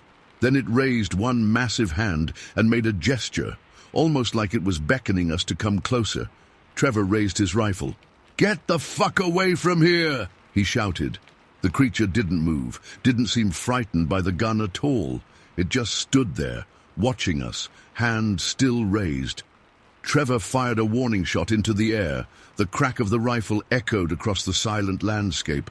That's when the creature moved, but not away, toward us, fast, inhumanly fast. Run! I shouted, grabbing Trevor's arm. We leapt off the porch into the knee-deep snow and took off toward the hills behind the house. I don't know why we ran that way, instead of toward the village. Panic, I guess. Pure instinct driving us away from houses, away from where people might get hurt. I glanced back over my shoulder and nearly fell. The creature was following, moving through the deep snow as if it were nothing, covering ground with enormous strides. It's coming! I gasped to Trevor. Trevor stopped, turned, and raised his rifle again. This time he aimed directly at the creature and fired. The shot rang out, but the creature didn't fall. It swerved suddenly, changing direction and disappearing into a stand of alders. Did you hit it? I panted. I don't know. I think so. Come on. We continued running, struggling through the deep snow toward the first hill. The moonlight made the landscape bright enough to see, casting everything in silver and shadow. We reached the base of the hill and began climbing, our boots finding purchase on the frozen ground where wind had blown away the snow. At the top of the hill, we stopped, gasping for breath. The cold air burned my lungs. Do you see it? Trevor asked, scanning the terrain below. I looked back toward the house. Then at the surrounding area, nothing moved. "Maybe you scared it off," I said hopefully. Then Trevor grabbed my arm, pointing. "There, on the second hill." About half a mile away, the creature stood at the top of the next hill, its silhouette unmistakable against the night sky. As we watched, it raised both arms above its head in what looked almost like triumph. Then it turned and disappeared over the ridge. "It's heading for Crow Creek," Trevor said. "We can cut it off if we go through the valley." "Are you crazy? Why would we chase it?" "Because no one will believe us otherwise," Trevor replied, already moving down the hillside. "We need to know what it is." Against my better judgment, I followed him. We half ran, half slid down the hill and pushed through the valley, moving as fast as we could through the snow. By the time we reached the second hill and climbed to its summit, the creature was nowhere in sight. "There!" Trevor pointed again. My eyes followed his gesture to the third hill, even further away. The creature stood at its peak, watching us. Even from this distance, I could see those reflective eyes. "That's impossible," I said. "How did it get there so fast?" Trevor just shook his head, breathing hard. "We'll never catch it." As if hearing his words, the creature turned and began moving down the far side of the third hill, toward the thick alder brush that filled the area along Crow Creek. We watched as it reached the alders, trees thick enough that it took a man with an axe significant effort to cut through them.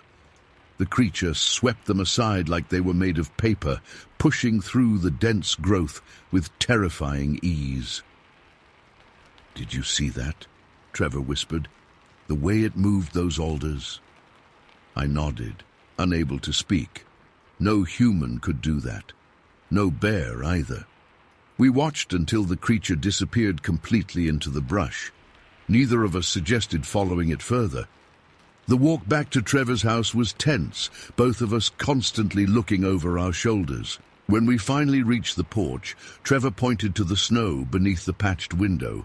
"Look," he said. In the snow were droplets of blood, black in the moonlight, and beside them, a single footprint, much larger than any human foot, with what looked like claw marks at the end of each toe. "That's what my grandpa called Uluk," Trevor said quietly. "The hairy man." Inside, we locked the doors and windows. Trevor reloaded his rifle and kept it close. Neither of us slept that night. We sat in the living room, lights on, jumping at every sound from outside. In the morning, we went to Old Man Packer, one of the village elders. We told him what we'd seen. He didn't laugh or dismiss us. He nodded gravely and told us stories about the hairy man that went back generations, how it lived alone in the hills, how it was strongest in winter, how it sometimes tried to lure people away from safety, how it wasn't quite animal, wasn't quite human, but something in between and more dangerous than either. "You boys are lucky," he told us. "Uluk doesn't often let people walk away." Word spread through the village. Some believed us, especially the older folks.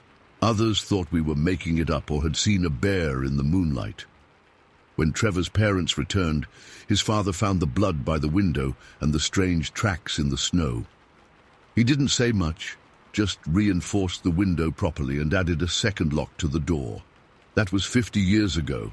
Trevor and I are old men now. He still lives in the village. I moved to Anchorage years ago, but visit when I can. Whenever we get together, the conversation eventually turns to that night, to what we saw, to the impossible speed of that creature as it reached the third hill while we were still on the first, to the strength it showed pushing aside those alders, to the blood on the window and those massive footprints in the snow. Last summer, I was watching one of those TV shows about mysterious creatures. They were talking about Bigfoot sightings in the lower 48. I called Trevor right after. "That wasn't what we saw," I told him when he picked up the phone.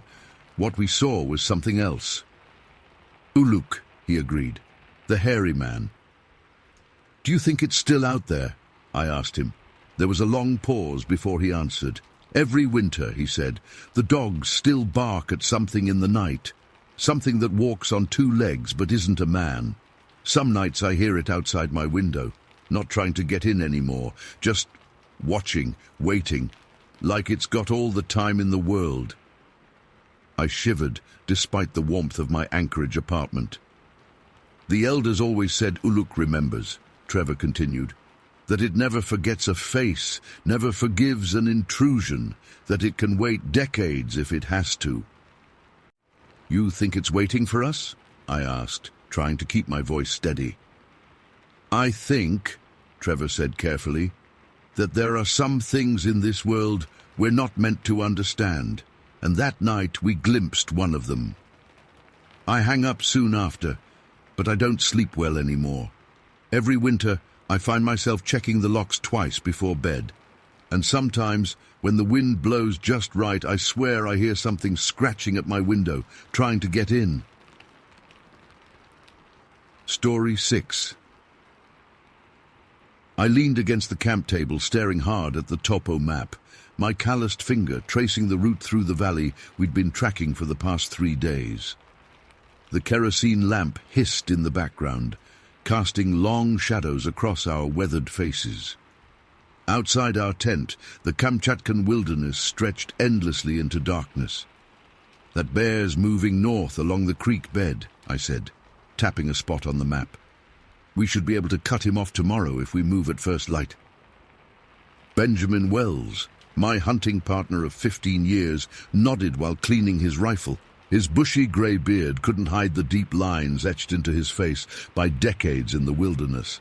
Marcus, I've never tracked a bear this size. 10 feet if he's an inch. That's why we're here, I replied, folding the map.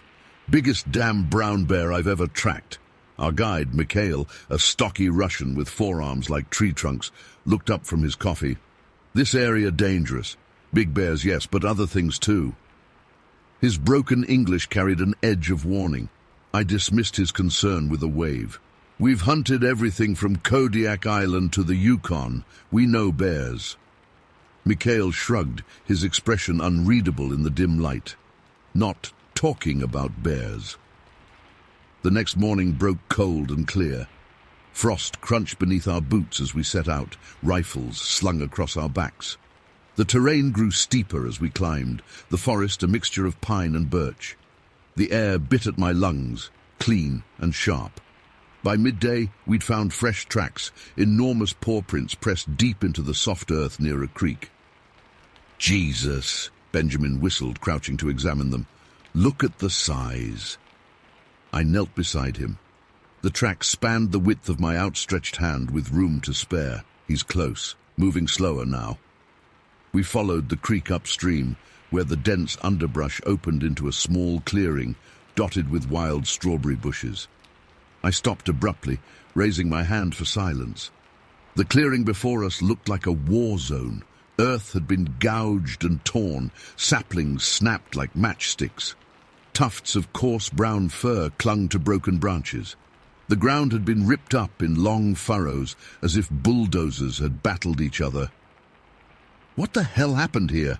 Benjamin whispered, his rifle now gripped tightly in both hands. I moved forward cautiously, scanning the disturbed ground. Some kind of fight.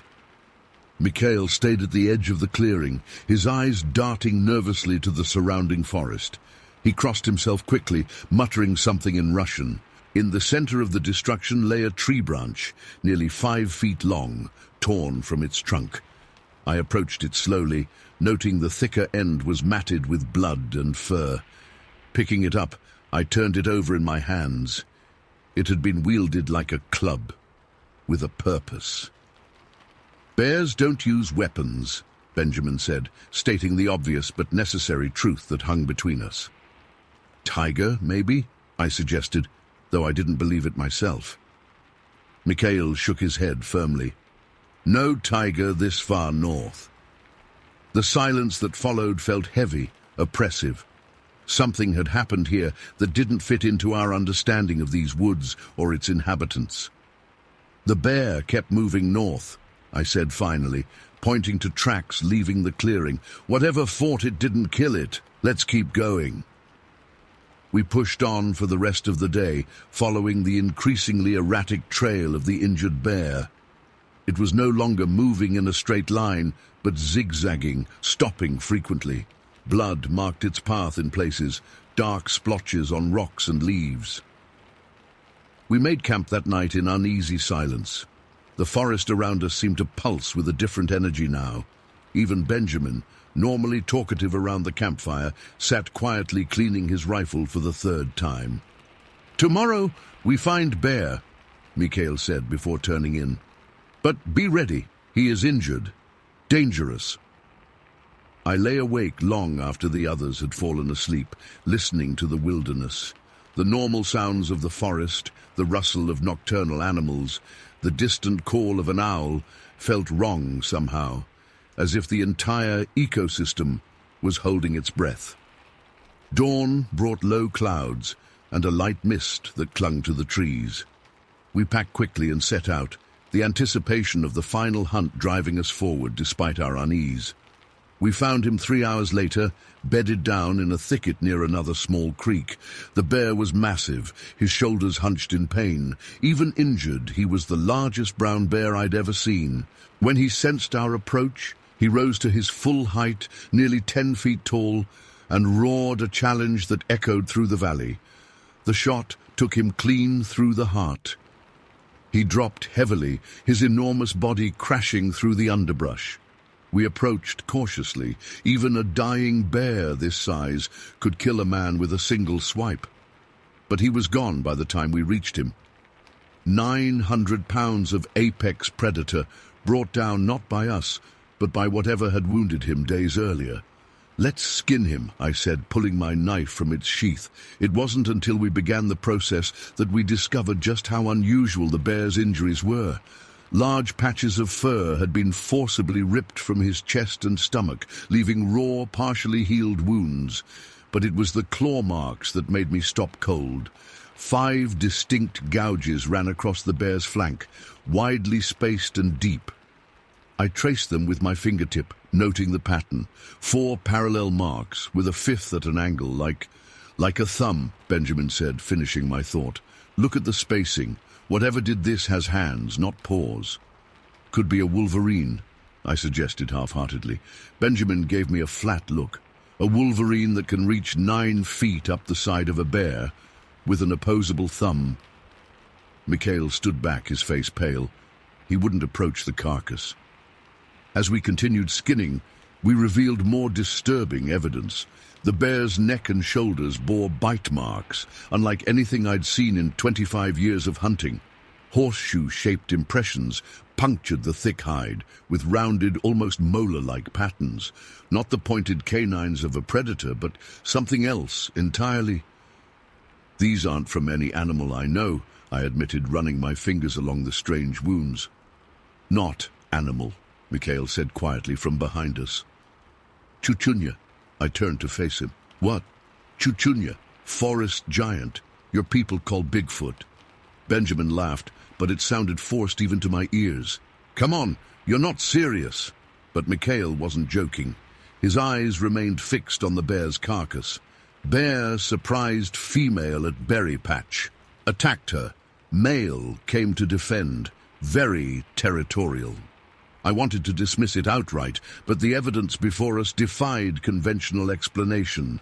The claw marks with their human-like pattern. The bite marks from a jaw structure unlike any known predator. The club-like branch we'd found.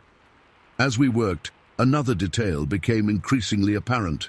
The bear stank, not the normal odor of a wild animal, but something profoundly worse, a stench that clung to the fur and seemed to originate from an oily substance on certain parts of the hide. "Jesus Christ," Benjamin gagged, turning his head away. "Smells worse than a rotting water buffalo." Mikhail nodded knowingly. "Marking, territory claim, warning to other animals." I'd smelled bear, moose, elk, and every other North American game animal in various states of life and death. This was different, an overwhelming odor that seemed designed to repel. We finished the skinning in tense silence, each lost in our own thoughts. The physical evidence before us told a story that my rational mind struggled to accept. Something 8, maybe 9 feet tall with hands, not paws. Something with the strength to tear fur from a brown bear and wield a tree branch as a weapon. Something that marked its territory with a scent designed to warn away competitors. That night, back at our main camp, Mikhail finally told us the local understanding of what we'd encountered. Bear attacked female gathering berries with young one, he explained over cups of strong tea laced with vodka. Male came, very big, taller than bear standing up. 8, 9 feet, heavy, 800 pounds maybe. Fight was short. Bear strong but not smart like Chuchunya. It used stick teeth hands. If this thing is so dangerous, why did it run off? Benjamin asked. Why not kill the bear? Female and young escaped. No need to fight more? Warning enough? I considered this. It matched what we'd seen, a brutal but brief encounter, enough to severely wound the bear, but not a prolonged battle to the death. These things aren't real, I said firmly, but my conviction was weakening in the face of what we'd discovered. There's no scientific evidence. Mikhail shrugged. People here know. Stay away from winter territories. Respect boundaries. 3 days later, after we'd packed our camp and prepared the bear hide for transport, Mikhail informed us that his colleague Ivan would return to retrieve some equipment we were leaving behind. Ivan returned to town 2 days after that, shaken and refusing to go back into that valley. His snowmobile, a heavy machine weighing over 500 pounds, had been picked up and thrown down a ridge, its frame bent and engine crushed. Nothing had been stolen. Nothing had been touched except the machine itself. Warning, Mikhail translated as Ivan spoke rapidly in Russian, gesturing with trembling hands. Stay away from winter territory. I've been back home in Montana for 3 weeks now. The mounted bear on my wall should be a trophy that brings pride, but instead it raises questions I can't answer. Benjamin calls sometimes late at night to discuss what we found. Neither of us has good explanations. Last night I pulled out the small sample of fur I'd collected from that clearing, coarse reddish-brown strands, unlike bear or moose or anything I could identify. I've considered sending it for DNA testing, but something stops me each time. Some territories are marked for a reason. Some boundaries aren't meant to be crossed. In all my years hunting, I've learned to respect the wilderness and its inhabitants. But now I understand there are things in those remote forests that don't need our discovery or understanding. Things that have survived precisely because they remain hidden, protecting their own with a ferocity and intelligence we barely comprehend. The last thing Mikhail told me as we parted ways still echoes in my mind. You didn't find Bear, Mr. Marcus. Bear found you. Be thankful it wasn't something else. I am thankful, and I won't be returning to Kamchatka. Some hunts are better left unfinished, some questions better left unanswered. The wilderness keeps its secrets for a reason, and after what I saw, I'm content to let it keep this one. Story 7. The headlights of our Ford pickup cut through the darkness like twin beams, slicing the thick New Brunswick night. It was 11:35 p.m. on August 17, 2008, and Valerie and I were headed home after a nice evening with the Hendersons at Second Eel River Lake. The radio played low country music, just barely audible over the hum of tires on asphalt. We were about 15 minutes from our place in Skiff Lake, following the winding road that cut through dense forest. "Dale, watch for deer," Valerie said, her voice soft but alert. She always worried about wildlife on these back roads. "Always do," I replied, easing off the gas as we rounded a bend. That's when I saw it. At first, just a dark shape at the edge of the road, maybe 40 yards ahead. My brain immediately registered bear, and I slowed even more, tapping the brakes lightly. "Val, look there! Big bear on the right!" She leaned forward, squinting through the windshield. "Where? I don't..." The words died in her throat as our headlights fully illuminated the figure. It wasn't a bear, not even close. It stood upright at the roadside, massive and still, like it had been waiting for something. The creature was enormous, easily 8.5 feet tall, covered in sleek black hair that seemed to absorb the light rather than reflect it. Its shoulders were broad, probably 3 feet across, with long arms hanging at its sides. "What the hell is that?" Valerie whispered, her hand gripping my forearm so tight I could feel her nails through my jacket. I didn't answer. Couldn't answer. My mouth had gone bone dry. The creature turned its head toward our approaching vehicle. 2 eyes caught the headlights and flashed like copper pennies. Not animal eyes, not human either, something in between. I eased the truck to a crawl, now just 20 yards away. The thing hadn't moved from its spot yet, just watching us approach. I've spent my whole life in these woods, 43 years of hunting, fishing and tracking. I've seen over 150 bears in my time, watched them feed, climb, run. This wasn't a bear, not a chance. Then it moved. One moment it was standing at the roadside, the next it was crossing in front of us. Its gait was unlike anything I'd ever seen. Long, powerful strides that ate up ground at an impossible rate. It crossed the entire width of the road, 35 feet at least, in 3, maybe 4 steps. Its arms swung in a fluid, deliberate motion. Human-like, but not human. Too coordinated, too powerful. "Dale!" Valerie's voice was high and tight with fear. I had the truck almost stopped now, just inching forward as the creature disappeared into the trees on the left side of the road. The entire encounter lasted maybe 6 seconds, but it felt like time had stretched out, letting us see every detail in slow motion. "Did you see that?" I finally managed, my voice sounding strange in my own ears. Valerie nodded, her face pale in the green glow of the dashboard lights. "What was it? Please tell me you know what that was." I didn't answer right away. Instead, I pulled the truck to the side of the road and put it in park, my hands shaking slightly as I turned the key to kill the engine. The silence that followed seemed to press in on us from all sides. "That wasn't a bear," I said finally. "A bear can't walk on 2 legs like that, not for that distance, not that smoothly." "It was so big," Valerie whispered. She was staring at the spot where the creature had vanished into the trees. And fast. God, it moved so fast. Headlights appeared behind us, growing brighter as they approached. I recognized the blue Chevy belonging to the Millers, who had left the Hendersons' place shortly after us. They pulled up alongside our truck and rolled down their window. Jim Miller's round face looked concerned in the dim light. "You folks having trouble?" he called out. I leaned out my window. "Jim, did you see that? Just now, crossing the road?" His expression changed immediately. His wife, Sarah, leaned forward in the passenger seat, her eyes wide. "That thing?" Jim asked, his voice lower now. "Standing by the road?"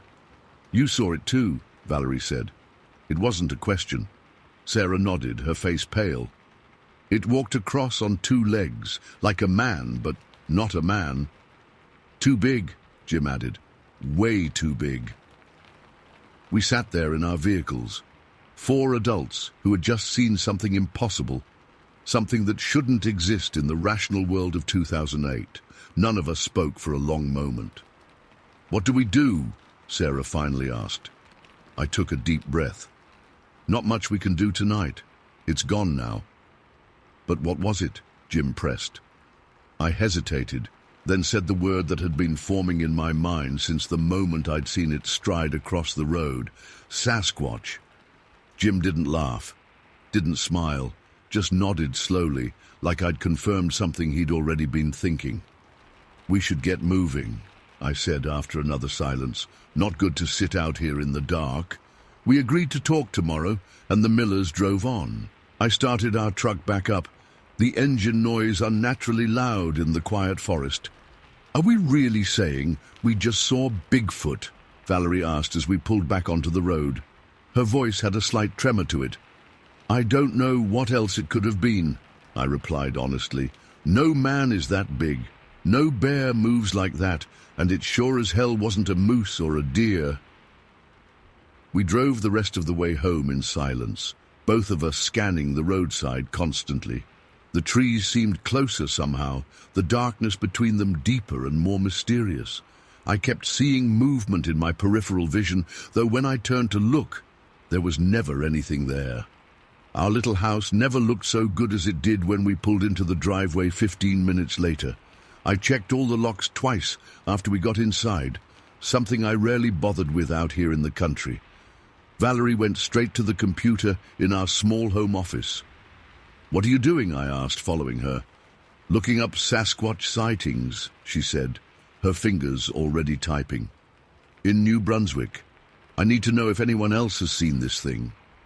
I stood behind her chair as the search results loaded, links to websites, forums, news articles, more than I would have expected. "Look at this one," Valerie said, clicking on an image search. "Black Sasquatch sightings." The screen filled with drawings, blurry photographs, and artist renderings. My stomach tightened as I stared at one particular image. It showed a tall, black-haired creature with broad shoulders and long arms, exactly like what we'd seen on the road less than an hour ago. "That's it," I said, pointing. "That's exactly what we saw." Valerie nodded. "I know." We spent the next 2 hours reading accounts from other witnesses, learning about previous sightings in our region. Some reports dated back decades, describing creatures matching what we'd seen. By the time we finally went to bed, it was almost 3 a.m., and neither of us expected to sleep. Surprisingly, exhaustion won out, and I dropped off quickly. But my sleep was restless, filled with dreams of being watched from the tree line, of massive footprints in the mud around our house, of something large moving just outside our bedroom window. I woke at 7:30 the next morning to find Valerie already up, making coffee in the kitchen. She looked as tired as I felt. "Sleep at all?" I asked, pouring myself a cup. "Some," she replied. "Kept waking up thinking I heard something outside." We sat at our small kitchen table, both looking out the window at the yard and the trees beyond. Everything looked normal in the morning light. Birds at the feeder, squirrels chasing each other across the grass. No sign of anything unusual. "I've been thinking," Valerie said after a while. "Could it have been someone in a costume, playing a prank?" I considered this. It was the rational explanation, the one that wouldn't make us sound crazy when we told people what we'd seen. "No," I said finally. "No costume could move like that. And who could be that tall? 8.5 feet at least. Plus, we're 10 miles from the nearest town. Who'd come all the way out here to prank random drivers at midnight?" Valerie nodded. "I know. I've been trying to talk myself into believing it was a costume all morning, but I can't make it fit. It was too fluid, too natural in its movements." "And the Millers saw it too," I added. "Same thing we did." The phone rang, making us both jump. It was Jim Miller. "Dale," he said when I answered, "Sarah and I have been talking about last night." "Us too," I replied. "We're not crazy, right? We all saw the same thing?" "We did," I confirmed. "You want to come over? Talk it through?"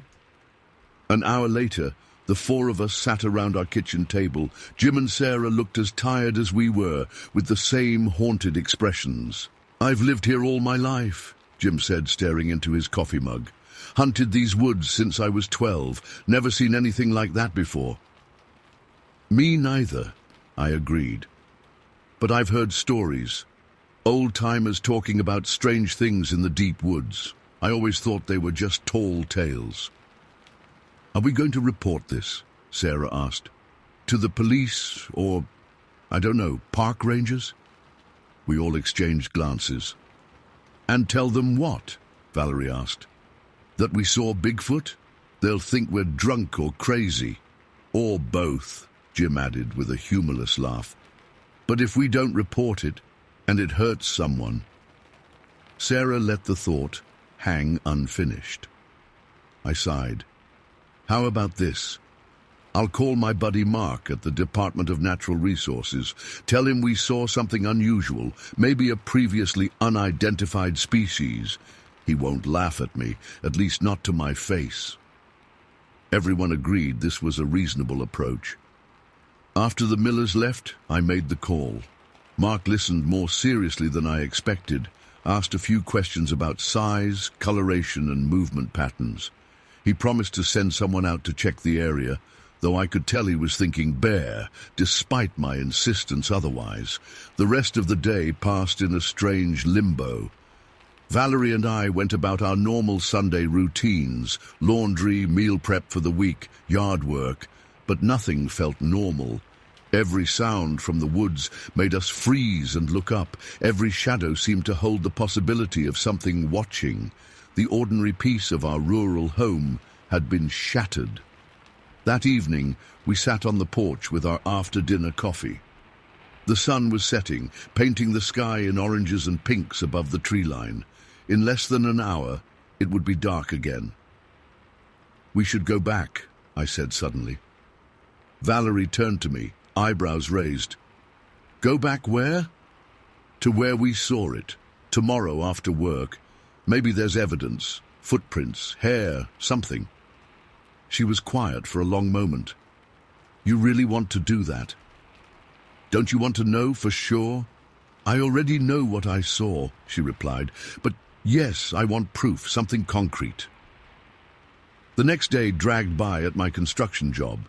Every hour I checked my watch, anxious to finish work and get back to the spot on the road where we'd seen the creature.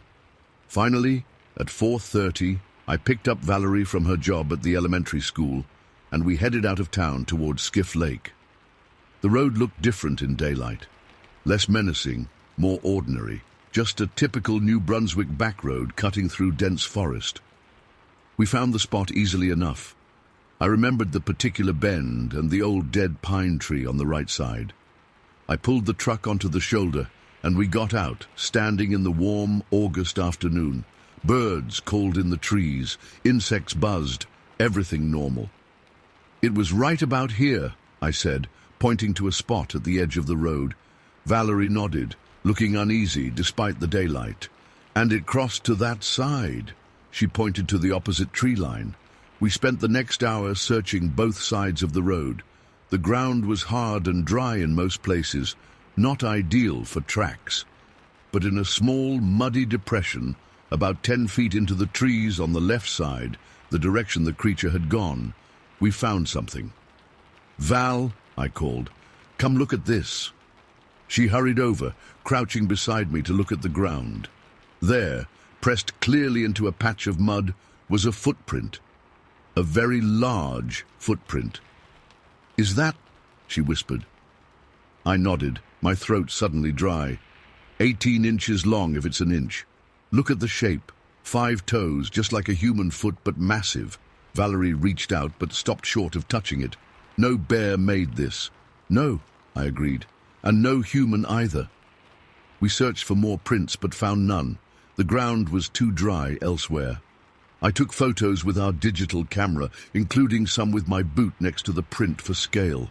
My size 11 work boot looked like a child's shoe in comparison. As we finished documenting the print, I noticed the silence. The birds had stopped singing. The insect noise had died away. The forest around us was completely still. "Val," I said quietly, "we should go, now." She heard it in my voice and didn't question me. We walked quickly back to the truck, both feeling the weight of unseen eyes on our backs. Neither of us spoke until we were back on the road, moving away from that spot at a good clip. "Something was watching us," she said finally. "Yes." "The same thing from last night?" "I think so." We drove home in silence, both lost in our own thoughts. The photos we'd taken felt like a burning presence in the camera. Evidence, proof, or at least proof to us. Whether anyone else would believe it was another matter entirely. That night, we uploaded the photos to our computer and examined them closely. The footprint was clear enough, large, humanoid, with 5 distinct toes and a depth that suggested considerable weight. I printed several copies and put them in a folder along with written accounts of what we'd seen, exactly as we remembered it. Over the next few days, we told a few trusted friends about our experience. Some laughed it off, others listened with serious expressions but clearly had doubts. The Millers stood by their account, though they hadn't gone back to look for evidence like we had. A week after the sighting, a DNR officer finally came by our house. He looked at our photos, listened to our story, and took notes. His face remained professionally neutral throughout. "We get reports like this every few years," he said finally. "Usually turns out to be a bear with mange or some other explanation." "This wasn't a bear," I insisted. "I've seen more bears than I can count. This was something else entirely." He nodded, not agreeing, but not dismissing me either. "I'll file the report. That's all I can do." After he left, Valerie and I sat in silence for a while. "No one's going to believe us, are they?" she asked finally. "The Millers believe us," I replied. "They saw it too, and maybe others have seen it but are afraid to say anything." "Maybe," she agreed, "but we know what we saw." In the weeks that followed, life gradually returned to normal. The immediate shock wore off, though neither of us felt entirely comfortable in the woods around our home anymore. We kept the folder of evidence, adding to it when we found online accounts that matched our experience. Sometimes, on quiet evenings, we'd discuss what we'd seen, refining the details in our memory to make sure we didn't forget. 2 months after our encounter, Jim Miller called late one night. "Dale," he said, his voice tight with excitement or fear, I couldn't tell which. "It's back. We just saw it again crossing Old Ridge Road near Cooper's Creek." My heart pounded as he described another sighting, almost identical to our first one. Same size, same fluid movement, same impossible speed. "What do we do now?" Jim asked. I looked at Valerie, who could tell from my expression what the call was about. "We keep our eyes open," I told him. "We document everything, and we remember what we saw was real, no matter what anyone else thinks." After I hung up, Valerie and I stood by the window looking out at the dark line of trees beyond our yard.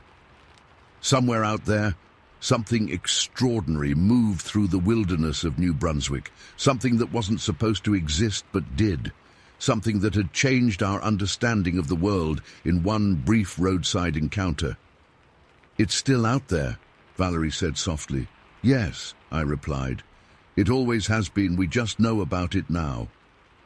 We stood there a long time, watching the darkness, listening to the night sounds of the forest. Different now, somehow. Meaningful in a way they hadn't been before. The world was bigger, stranger, and more mysterious than we'd ever imagined. And we were awake to it now, in a way we'd never been before. Story 8. My name is Ellie Mae Harper, and I grew up in the 1940s in Idaho County, where the Salmon River cuts through valleys deeper than most city folks can imagine. I was 8 years old when I first met them, the creatures that would become my secret friends for nearly 5 years. Dad bought the ranch in 1943, a rough stretch of land with more pine trees than pasture. Mom hated it, but Dad called it an investment. Every weekend we'd drive the bumpy dirt road from our main house in Grangeville to spend Saturday and Sunday at what Dad called the property. There wasn't much for a young girl to do there. No neighbors, no other kids, just acres of wilderness that Mom warned me not to wander too far into. "You'll get lost and the mountain lions will find you before we do," she'd say, while unpacking our food for the weekend. I found my special place during our third visit. Dad was mending fences on the east side, and Mom was cleaning the small cabin that came with the property.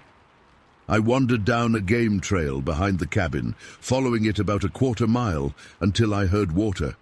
A spring bubbled up from between some rocks, forming a small pool before trickling down into a creek. Tall ponderosa pines surrounded the clearing, and thick brush created walls of green. Sunlight filtered through the branches overhead, dappling the ground. A fallen log sat beside the spring, smooth from years of weather, This became my sanctuary. Each weekend, I'd finish my chores as fast as I could and run to my secret place. I'd bring a book sometimes, or my doll, Martha, but mostly I just sat and listened to the forest. It was late July 1944 when everything changed. The day was hot, making the shade by the spring especially welcome. I sat on my log, dangling my feet in the cool water, when I heard something moving in the brush. Something big. The bushes on the far side of the clearing shook violently. My heart pounded. Dad had warned me about black bears in these parts. I froze, too scared to run. The brush parted, and what stepped out wasn't a bear. It stood upright on two legs, impossibly tall, taller than my father, who was 6 feet even, 7, maybe 8 feet of something I had no name for. It was covered in hair, long, stringy hair hanging from its body like a shaggy coat. The hair was a dirty, off-white color, darker in places where the sun hit it or on the exposed parts of its arms and face. And it had a face, flat with a broad nose and mouth and eyes that squinted at me from beneath a heavy brow. I should have screamed, I should have run, but something in those dark eyes kept me still. They weren't animal eyes. There was something there, something thinking behind them. The creature tilted its head, studying me. Then it made a low sound in its throat, not a growl, but a rumble that rose and fell like speech, without words. It took a step forward. I gripped the log beneath me, my knuckles white. Another step. Its movements were careful, deliberate, like it was trying not to frighten me. When it reached the edge of the spring, it slowly sat down on the ground, still watching me. Up close, I could see it was female. There was something in the shape of her face, the way she held herself, a gentleness that reminded me of my mother when she wasn't angry about the ranch. We sat like that for what felt like hours, but was probably only minutes, just looking at each other. Then she did something that changed everything. She extended her hand, palm up, toward me. Her fingers were long, the nails thick and dark, but the gesture was unmistakable, an invitation. "I'm Ellie," I said, my voice barely above a whisper. She made that rumbling sound again, softer this time. Slowly, I reached out and placed my small hand in hers. Her skin was rough, calloused, and warm. Warmer than human skin should be. Her massive fingers closed around mine with surprising gentleness. She moved onto the log beside me, the wood creaking under her weight. Her other hand came to rest lightly on my knee. We sat there together, looking at the spring. "This is my special place," I told her, finding courage in her calmness. "I come here every weekend when Dad brings us to the ranch." The creature nodded, actually nodded as if she understood. I talked more, telling her about school in Grangeville, about my doll Martha, about how Mom didn't like the ranch. She listened, making occasional sounds that somehow matched the tone of my stories. Sympathetic rumbles when I mentioned Mom's complaints, lighter vocalizations when I described funny things that happened at school. We sat like that for about half an hour before the bushes rustled again. Her head snapped up, suddenly alert. Another creature emerged, larger and darker than my new friend. This one's shoulders hunched forward, its arms longer, its face set in what looked like a permanent scowl. Male, definitely male, and clearly upset. He made sharp, barking sounds directed at the female. His eyes changed when he got agitated, widening and showing more white around the dark centers. I shrank back against the female, suddenly terrified. She stood up immediately, placing herself between me and the male. She was tall, but he was taller, broader through the chest and shoulders. She barked back at him, her tone harsh and commanding. She thumped her chest twice with her fist, then pointed at me, then back at herself. The male took a step back, still making agitated noises, but less aggressive now. Whatever she told him worked. After a tense minute, he retreated to the edge of the clearing, squatting down in the shadows of the pines. He watched us with obvious disapproval, but made no move to approach. The female returned to the log, patting my hand reassuringly. Her message was clear, even without words. "I won't let him hurt you. "Will you be here next week?" I asked as the sun began to dip lower, signaling I needed to return to the cabin. She tilted her head, and I got the impression she was considering my question. Then she tapped the log 3 times with her finger. I took it as a yes. "I'll come back Saturday," I promised. As I stood to leave, she reached out one last time, gently touching my hair, her fingers combing through my blonde curls, with a tenderness that made my eyes water. Then she rose, gave one last rumbling sound, and disappeared into the forest. The male followed shortly after, giving me one final suspicious look before vanishing into the trees. I ran back to the cabin, bursting with my secret but knowing instinctively I shouldn't share it. Mum would never let me go to the spring again, if she knew. Dad might even get his hunting rifle. No, this had to remain between me and my new friend. True to her word, the female was waiting at the spring the next weekend. The male lurked in the background again, but stayed further back, partially hidden in the underbrush. Our routine established itself quickly. I'd come to the spring, she'd emerge from the forest, and we'd sit together while I talked and she listened. By our 4th meeting, I'd named her Matilda, after my favorite book character. The male, who kept his distance but always watched, I called Grumpy.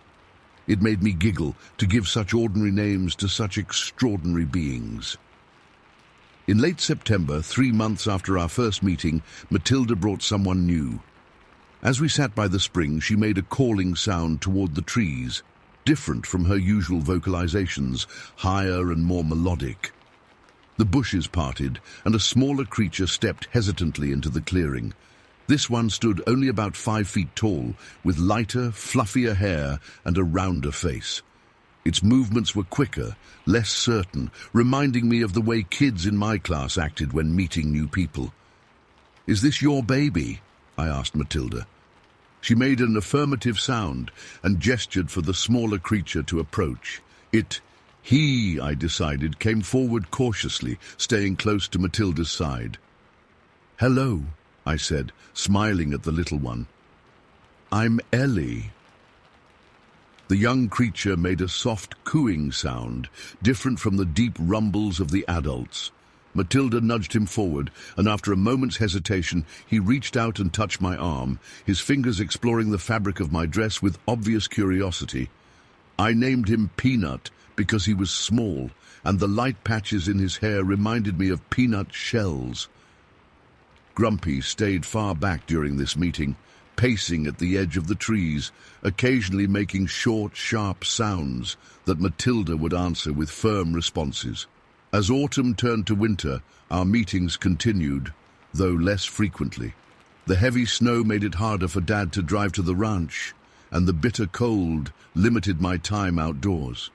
During December and January, I only saw my forest friends twice. Matilda seemed to understand the weather's impact on humans. When I explained through words and gestures that I wouldn't be able to come as often, she nodded and patted my shoulder knowingly. Winter eventually released its grip on the mountains, and by April 1945, our regular meetings resumed. Peanut had grown several inches taller and showed less fear around me.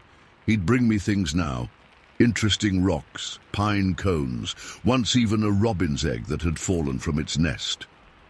Grumpy maintained his distance through that first year, but by the summer of 1945, he'd moved closer during our meetings. He never sat with us, but he'd squat nearby, occasionally making sounds that seemed like questions, which Matilda would answer. During the fall of 1945, something shifted. I was 9 then, and braver. One day in October, when Grumpy was sitting about 15 feet away, I slowly approached him, carrying a red apple I'd saved from my lunch. Matilda watched, but didn't stop me. Grumpy tensed as I approached, his eyes widening with that agitated look.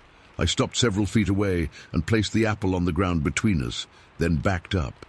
He stared at the apple, then at me, then at Matilda, who made a soft, encouraging sound. With deliberate slowness, Grumpy reached out and took the apple.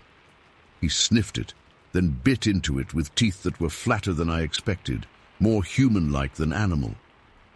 Juice ran down his chin as he chewed. When he finished, he placed the core on the ground and pushed a pine cone toward me, not thrown, but rolled carefully across the dirt. It was a trade, a gift exchange. I picked up the pine cone and smiled at him. He didn't smile back. I'm not sure if they could smile like humans do, but the tension in his shoulders eased slightly. After that day, Grumpy still kept his distance, but there was less hostility in his watching. By the following spring, he'd occasionally sit within a few feet of our log, though he never touched me like Matilda did. I grew comfortable in their presence. Sometimes I'd bring a book and read aloud. They seemed to enjoy the rhythm of the words, even if they didn't understand them. Peanut especially would sit close, watching the pages turn with fascination. The summer of 1946 brought the hottest days I could remember. During one August visit, I found all three of them already in the spring pool, cooling themselves in the water. Matilda gestured for me to join them. I kicked off my shoes and waded in, laughing as Peanut splashed me playfully. Even Grumpy seemed more relaxed that day, floating on his back in the deeper part of the pool, his long hair spreading out around him like water weeds. That was also the summer I saw others of their kind, though only from a distance. Twice, while sitting with Matilda, I glimpsed movement at the far edge of the clearing, other tall, hairy figures watching briefly before disappearing into the forest. Matilda would acknowledge them with a short call, but never invited them closer. I wondered if she was protecting me or them. By 1947, my 11th birthday, I'd begun bringing a notepad and pencils to our meetings. I tried teaching Matilda and Peanut to draw. Peanut took to it immediately, creating swirling patterns that resembled the flowing water of the spring. Matilda would carefully hold the pencil in her massive fingers and draw what looked like maps, lines and circles that might have represented trails or territories. Grumpy refused to try drawing, but he'd study the finished pictures with evident interest, sometimes making approving grunts at Peanut's creations. That fall, something happened that showed me just how protective Matilda had become. I was walking to the spring, later than usual because Mom had insisted I help with canning vegetables, when I heard a mountain lion scream somewhere in the forest ahead. I froze, terrified. Dad had warned me about cougars, how dangerous they could be, especially to a child alone. I was about to turn back when I heard crashing through the underbrush, and Matilda appeared on the trail before me. She moved with a speed and purpose I'd never seen, scooping me up against her chest and carrying me swiftly toward the spring. When we arrived, Grumpy was there, alert and scanning the forest edges. Peanut huddled on the log, looking frightened. Matilda set me down beside him and positioned herself at the edge of the clearing, facing the direction we'd come from. She and Grumpy made low warning sounds for nearly an hour before the tension finally left their bodies. The danger had passed, but I understood then that they'd been actively watching over me all along, not just during our meetings. The winter of 1948 was harsh, with blizzards that prevented us from visiting the ranch for nearly 2 months. When we finally returned in late February, I rushed to the spring despite the knee-deep snow and bitter cold. Matilda appeared within minutes, wrapping me in an embrace that radiated heat. Her body temperature seemed higher than a human's, helping her survive the mountain winters. She led me to a spot beneath a rocky overhang where the ground was clear of snow. Grumpy and Peanut joined us there, and I noticed they'd created a windbreak of branches against the rock face. We huddled together for warmth that day, my forest family and me, watching our breath form clouds in the frigid air. I felt safer there with them than anywhere else. Spring and summer of 1948 passed with our usual meetings. Peanut continued to grow, now standing nearly as tall as me.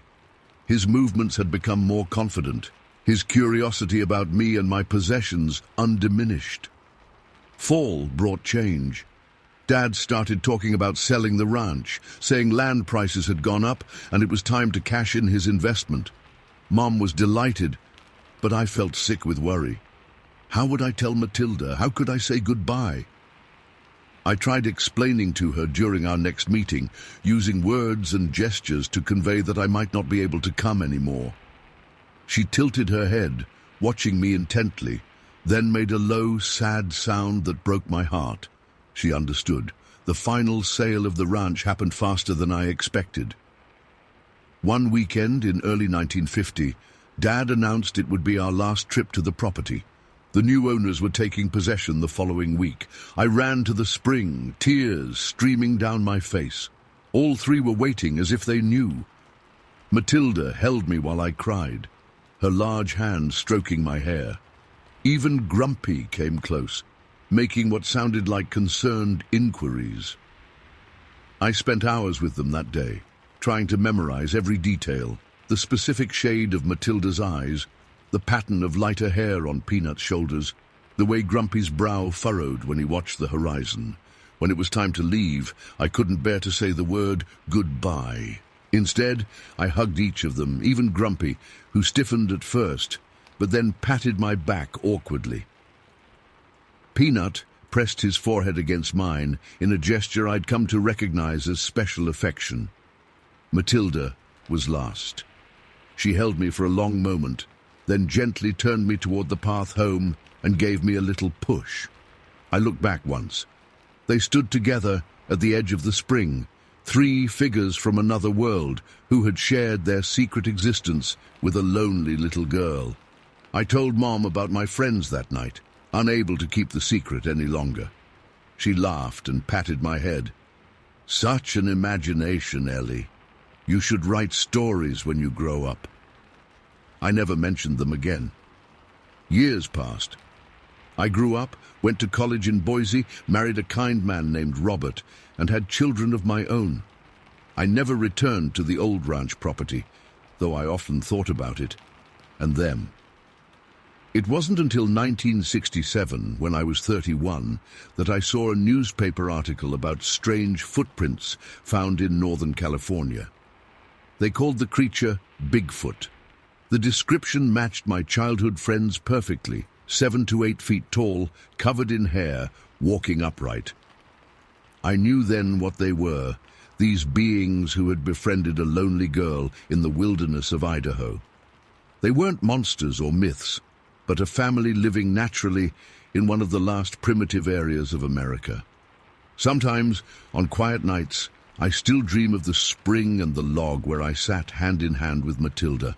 I wonder if they remember me, if Peanut grew as tall as his parents, if Grumpy ever fully accepted my presence in their lives. And I wonder, too, if somewhere in the remote corners of Idaho they still wait by the spring, hoping a little girl might return with her stories and her friendship. Story 9. I jerked awake suddenly, not sure what had pulled me from sleep. The small cabin was quiet except for the soft breathing of my roommate in the bunk below. Through our single window, the outdoor pole lamp cast a yellow glow across the floor, strong enough to illuminate the cabin's sparse furnishings. It was summer 1961, and at 15 years old, I was spending 6 weeks at St. John's Military School in Delafield, Wisconsin. My parents thought the discipline would straighten me out before high school started back home in Millfield. 20 cabins arranged in a semicircle housed U.S. summer students with a central water fountain that gurgled day and night beneath the tall lamppost. I rubbed my eyes, wondering what time it was. Had to be after midnight. I started to roll over when movement outside caught my attention. Something was at the fountain. I froze, my hands gripping the thin blanket. At first, my brain couldn't make sense of what I was seeing. It was huge, not like a deer or even a bear. This thing stood upright at the fountain, hunched over awkwardly because the water only reached its knees. I blinked hard, thinking I must be dreaming, but when I opened my eyes, it was still there. The creature, I couldn't think what else to call it, was at least 8 feet tall, covered in dark, matted hair that hung from its massive frame. Its shoulders were impossibly broad, tapering to a narrower waist and long, powerful-looking legs. It wasn't drinking like a person would. Instead, it filled its mouth with water, then sprayed it up into the air before bending down for another gulp. The water sparkled in the lamplight as it arced through the night air. I watched, more fascinated than scared at first, as it repeated this process 4 or 5 times. Then it straightened up. Even hunched over, its head nearly reached the bottom of the lamp. I caught a glimpse of its face, flat and wide, with a prominent brow ridge that shadowed its eyes. The nose was broad and flat, the jaw heavy. It reminded me of illustrations I'd seen of primitive humans, but much larger. The creature turned from the fountain and moved toward the first cabin in our semicircle. Its gait was fluid despite its size, walking upright on 2 legs with arms that hung long at its sides, occasionally brushing against its thighs. When it reached the first cabin, it ducked, had to duck significantly to fit through the door. My heart rate picked up. There were 2 boys sleeping in there. What was it doing? But it emerged almost immediately, not even a full second later, and moved to the next cabin. Again, it entered, stayed for the briefest moment, and exited. I realized it was going to visit every cabin, moving systematically around the semicircle. Cabin 3, cabin 4. My hands began to sweat as I counted. My cabin was number 12. "Billy," I whispered, trying to wake my roommate.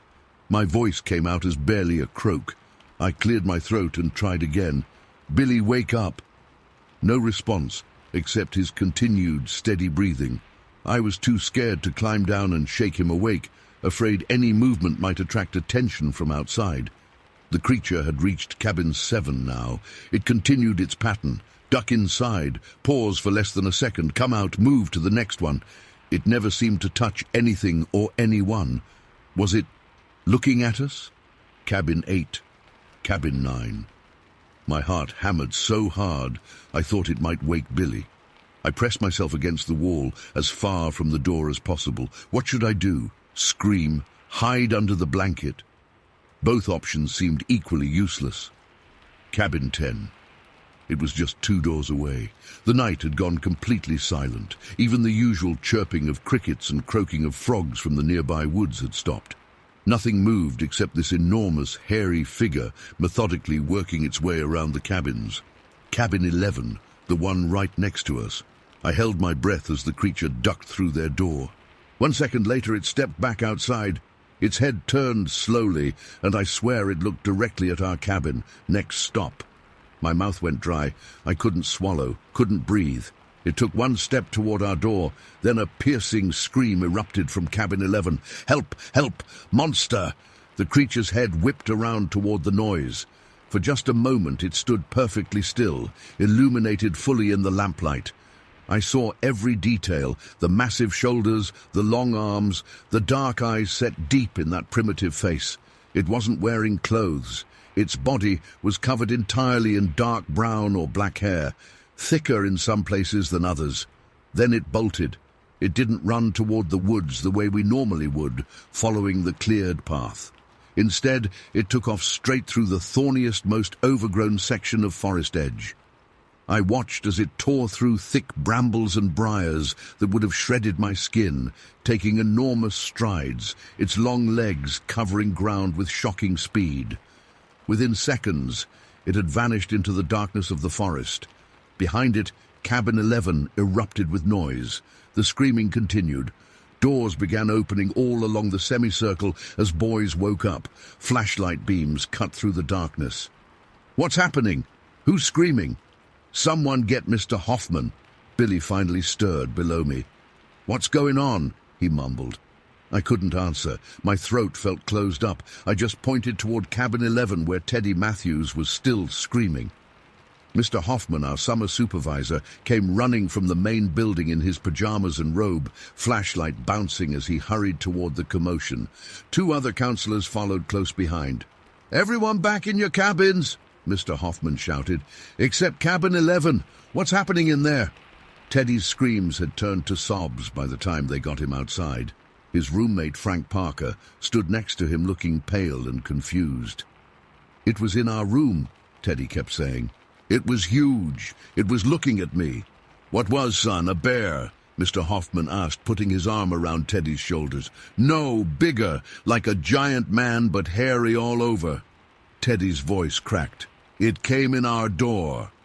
By now, despite Mr. Hoffman's orders, most of us had crowded out of our cabins to see what was happening. I pushed through to the front, my legs shaky beneath me. Did anyone else see anything? Mr. Hoffman asked, looking around at all of us with a stern expression. I opened my mouth, then closed it. The words wouldn't come out. What had I seen? Would they believe me? Would they think I was crazy? I stayed quiet. Probably just had a nightmare, one of the counselors suggested. These woods can play tricks on your mind at night. It wasn't a nightmare, Teddy insisted. Frank, you heard something too, right? Frank shifted uncomfortably. I heard the door open, but I didn't see anything. I just woke up when you started screaming. Mr. Hoffman sighed. All right, everyone, back to bed. We'll check around the grounds in the morning. Teddy, do you want to sleep in the main building tonight? Teddy nodded vigorously, tears still streaming down his face. As we all shuffled back to our cabins, I fought the urge to volunteer to join Teddy in the main building. But something held me back. Fear of being laughed at, maybe, or just shock from what I'd witnessed. Back in our cabin, Billy bombarded me with questions. What happened? Did you see anything? Was there really something in Teddy's cabin? I sat on the edge of my bunk, staring at the door. I don't know, I lied. I just woke up when he started screaming. Sleep was impossible after that. I lay awake all night, watching the door, jumping at every creak and rustle from the surrounding woods. When dawn finally broke, I was exhausted but relieved. At breakfast, Teddy's incident was all anyone talked about. Some boys believed him. Most didn't. Matthews just had a bad dream, said James Cooper, spooning oatmeal into his mouth. Scared himself silly over nothing. I don't know, said another boy. My grandpa's from up north. He says there are things in these Wisconsin woods that city folks don't understand. Mr. Hoffman entered the mess hall and conversations hushed. He looked tired. We checked around the cabins this morning, he announced. Found some unusual tracks near the forest edge, but probably just a deer or maybe a bear that wandered too close. Nothing to worry about. Teddy's parents have been called, and his father will pick him up this afternoon. Unusual tracks. My stomach knotted. I knew what had made those tracks, and it wasn't a deer or a bear. After breakfast, while the others headed to their first class, I snuck away to the forest edge where I'd seen the creature disappear. The ground was soft from recent rain, and there they were. Footprints. Human-shaped but enormous, at least 15 inches long and half as wide. They led straight into the thickest part of the brambles, where broken branches showed something large had forced its way through. I knelt to examine one print more closely. 5 toes, just like a human foot, but the proportions were off. The stride length between prints was immense, at least 6 feet apart. No human could step that far. Watkins, you're late for class. I jumped at Mr. Hoffman's voice, quickly standing and brushing dirt from my knees.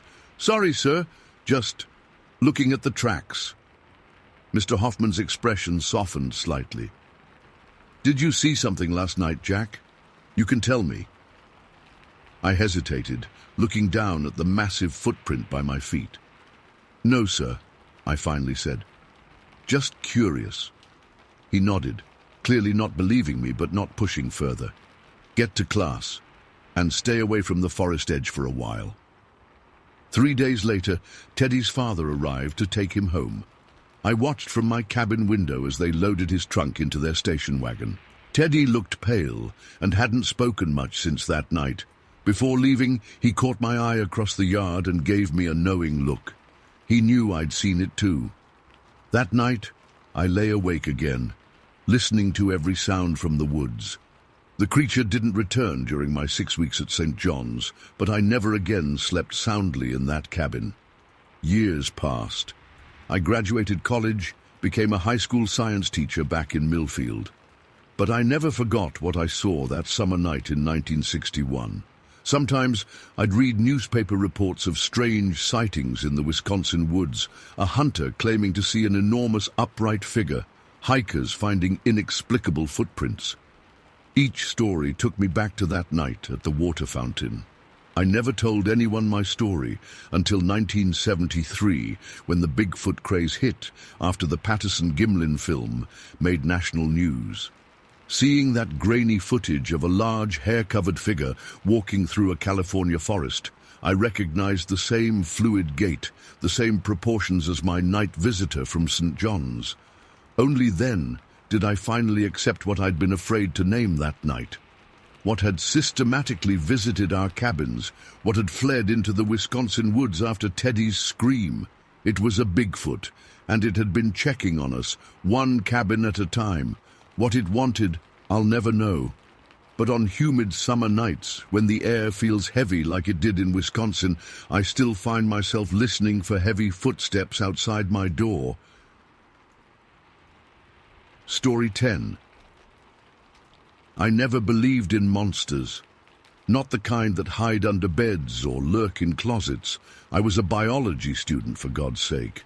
I dealt in facts, evidence, things I could document and verify. That all changed in October 2004. My name's Elijah Tanner. Back then I was studying biology at the State College, about 40 minutes from my family's property in Butts County, just outside Jackson, Georgia. Our land backed up against thick forest, the kind that gets darker the deeper you go. My buddies Tyler and Marcus drove down from Atlanta that weekend. Nothing special planned, just some camping, beer, and bullshitting around a fire. "Let's camp in the yard," I suggested. "My folks are visiting my aunt in Macon. We'll have the whole place to ourselves." It seemed safer than hiking into the woods, especially since Tyler brought a cooler full of Budweiser. We pitched my old tent in the gravel driveway, about 50 yards from the house. Close enough to run inside if it rained, far enough to feel like we were roughing it. We grilled burgers, drank beer, and told stories around a small fire pit I dug earlier that summer. The full moon hung fat and bright overhead, lighting up the yard almost like daytime. Around midnight, Marcus passed out mid-sentence, and Tyler followed soon after. I crawled into my sleeping bag around 1 a.m., feeling the pleasant buzz of cheap beer as I drifted off. The sound came at 2:17 a.m. I know because I checked my watch when I jerked awake. A deep, wet grunt echoed from the tree line, not a deer snort or a hog. Something bigger. Then the cracking sound, like someone snapping baseball bats in half. "Guys," I whispered, nudging Tyler's foot with mine. He didn't budge. Another grunt, louder this time, then a heavy thud, followed by thrashing. I unzipped the tent window facing the woods. The full moon illuminated everything in silver-blue light. That's when I saw it. At the edge of our property, maybe 70 yards from the tent, stood something massive. It hunched over what looked like a deer, but the deer wasn't moving. The thing's back was to me, broad and covered in dark hair or fur. The hair wasn't shaggy, but close to the body, almost like a short-haired bear, except no bear stands like that. It gripped the deer with two arms, not paws arms, and lifted the carcass like it weighed nothing. Then it turned slightly, dragging the deer toward the hill that rose behind our property. When it turned, I saw its eyes catch the moonlight. Two red, reflective points in a face I couldn't clearly make out. The creature climbed the hill with the dead deer, moving to a rocky outcropping that jutted from the hillside about 30 feet up. I reached for my backpack, hands shaking, and pulled out my binoculars. The creature stood on the rocks now, fully visible in the moonlight. 8, maybe 10 feet tall, broad shoulders tapering to a narrower waist, completely covered in dark hair, brown or black, I couldn't tell in the moonlight. It wasn't a bear. Bears don't stand on rock outcroppings and tear deer apart with their hands. And that's what it did next. It gripped the deer's back legs, one in each hand, and pulled. The sound, Jesus, The sound was like ripping wet cardboard, but louder. The deer's body split open. The creature dropped the legs and plunged its hands into the carcass, pulling out what I assumed were organs and stuffing them into its mouth. I couldn't move. My body felt frozen, but my heart hammered so hard I thought it might break my ribs. The thing on the hill tore into that deer like a kid unwrapping Christmas presents, fast and excited. It pulled the deer's head back until the spine separated from the body with a crack I heard clearly from the tent. Then it stopped. It went completely still, then slowly turned its head toward our campsite. It had noticed us, or smelled us, or heard us. I don't know, but it knew we were there. The creature dropped what remained of the deer and stood upright. Even from that distance, I could see how massive it was, silhouetted against the night sky. It started down the hill, not running, but moving with purpose, each stride covering ground that would take me 3 steps. "Tyler," I hissed, shaking him hard. "Wake up, man, wake the fuck up." He groaned, but didn't open his eyes. The smell hit me before the creature got within 20 yards of the tent, like wet dog, rotting meat, and something musky, the kind of stench that makes your eyes water. It grew stronger with each of the thing's steps. I ducked down, peering through the small tent window. The creature approached our campsite cautiously. In the direct moonlight, I could see its face clearer. Not a bear, not human either. A prominent brow ridge shadowed those eyes that still caught the light with a reddish glow. Its mouth, more like a muzzle, protruded slightly from its face. It circled our campsite, those eyes scanning everything. We'd hung our cooking gear from a tree branch to keep raccoons away. The creature reached up. It barely had to stretch, and batted at the pans hanging there. The cast-iron frying pan broke free and crashed to the ground with a clang that split the night. Tyler and Marcus jolted awake. "What the fuck?" Marcus slurred. The creature's head snapped toward the sound of Marcus's voice. For a second, it stared right at our tent. Then it turned and ran, not lumbering like a bear, but upright, with a speed that seemed impossible for something so large. It disappeared up the hill, back toward where it had left the deer. "Did you knock over the pan?" Tyler asked, rubbing his eyes. "No," I said, my voice barely above a whisper. Something was out there. Something big. They thought I was joking, or that I'd had a nightmare. We argued about it until the sun started to rise. When first light broke, I unzipped the tent and stepped outside. The frying pan lay on the ground where it had fallen. Around it, the dirt showed impressions, not footprints exactly, but compressed areas where something heavy had stood. I walked to where I'd seen the creature with the deer. Blood stained the grass and leaves, clumps of hair, deer hair, stuck to bushes, but the deer carcass was gone. "Come look at this," I called back to the tent. Tyler and Marcus shuffled over, still looking half asleep and hung over. "Blood," I pointed, "and look! Drag marks." Something had dragged a heavy object through the underbrush, leaving a clear trail of broken plants and disturbed earth. I followed the trail up the hill to the rocky outcropping, more blood there, and something else. Dark, twisted lumps that I realized were deer intestines, discarded like trash.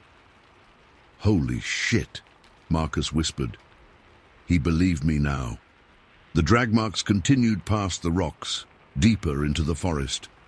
We followed them for about 200 yards until we came to a strange structure. Several pine trees, each at least 6 inches in diameter, had been bent and broken, their tops woven together to form a crude shelter. Around it, more blood, more deer hair, and something else. Dark, coarse hair, unlike any animal I knew from these woods. "We should go," Tyler said, backing away. "Like right now." We hurried back to the tent, packed our gear in record time, and moved everything into the house. We spent the rest of the weekend inside, jumping at every sound from the woods. I thought that would be the end of it. A bizarre, terrifying encounter, but a one-time thing. I was wrong. 2 weeks later, I was alone at the house. My parents were still living there, but they'd gone to a wedding in Savannah for the weekend. I sat on the back porch reading a textbook around dusk when something crashed in the woods. Not a small sound, like a tree falling or being pushed over. I stood up, peering into the darkening forest. Nothing moved. Then a rock the size of a softball landed 10 feet from the porch steps. Just landed, as if thrown from the tree line. "Hello?" I called out, thinking maybe neighborhood kids were messing around. No answer. Another rock, bigger this time, thudded into the yard, closer to the porch.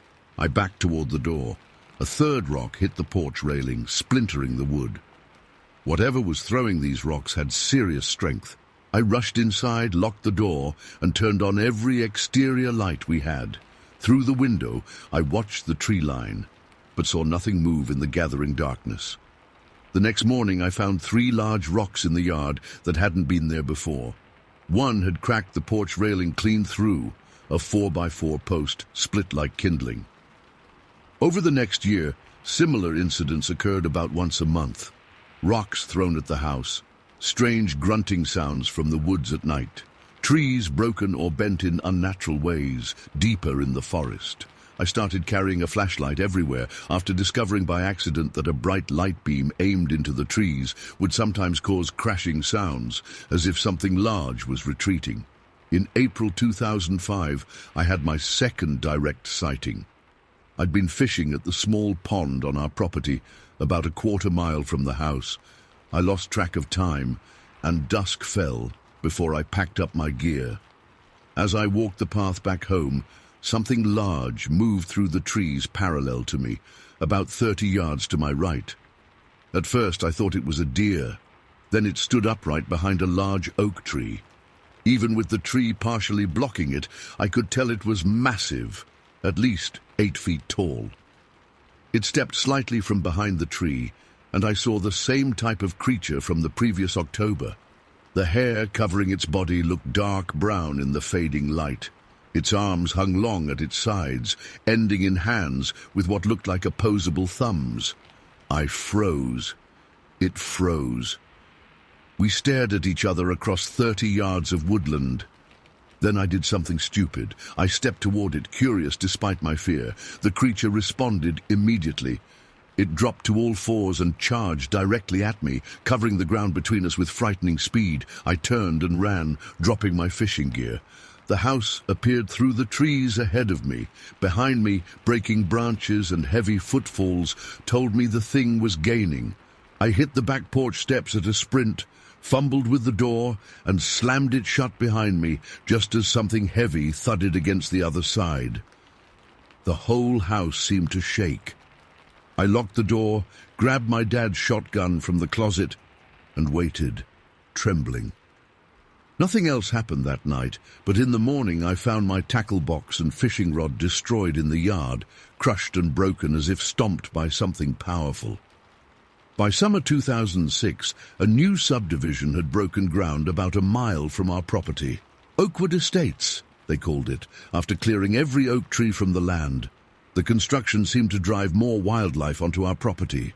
Deer appeared in our yard daily, and with them came the creatures.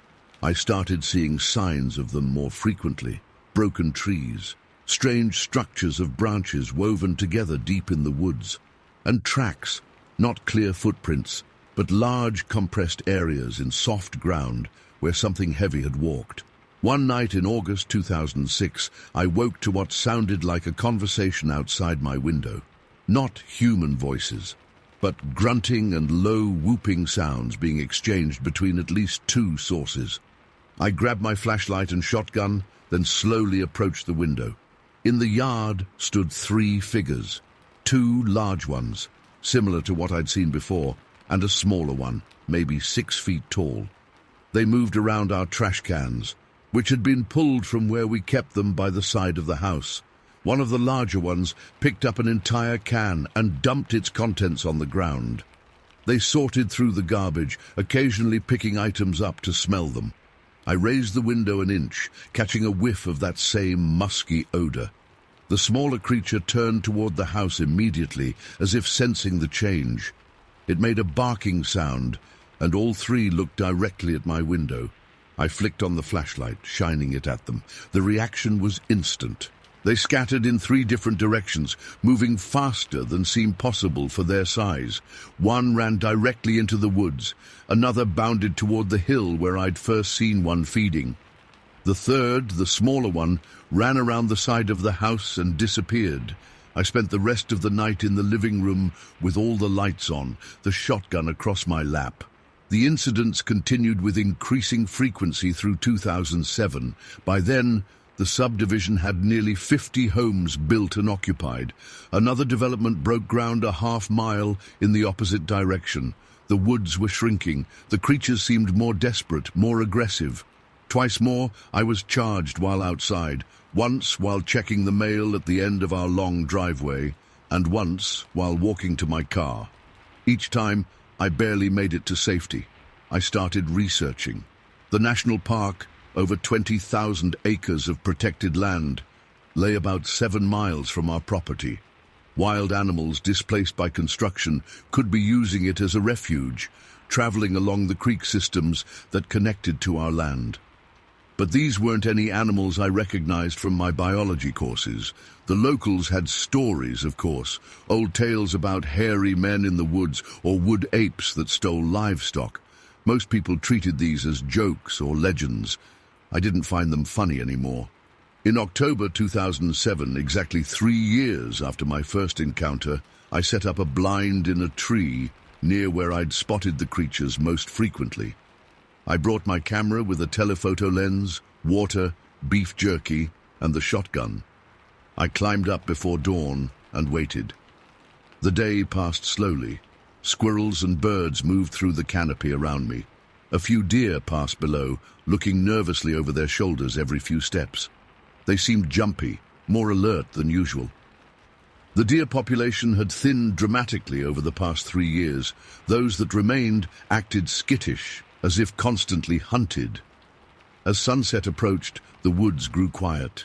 No bird calls, no squirrel chattering, just silence. Then a branch snapped about 100 yards away, then another, closer. Through the trees, I caught movement, something large, moving on 2 legs. It stopped periodically, looking around, scenting the air. It hadn't spotted me in my tree blind yet. The creature moved into a small clearing about 60 yards from my position.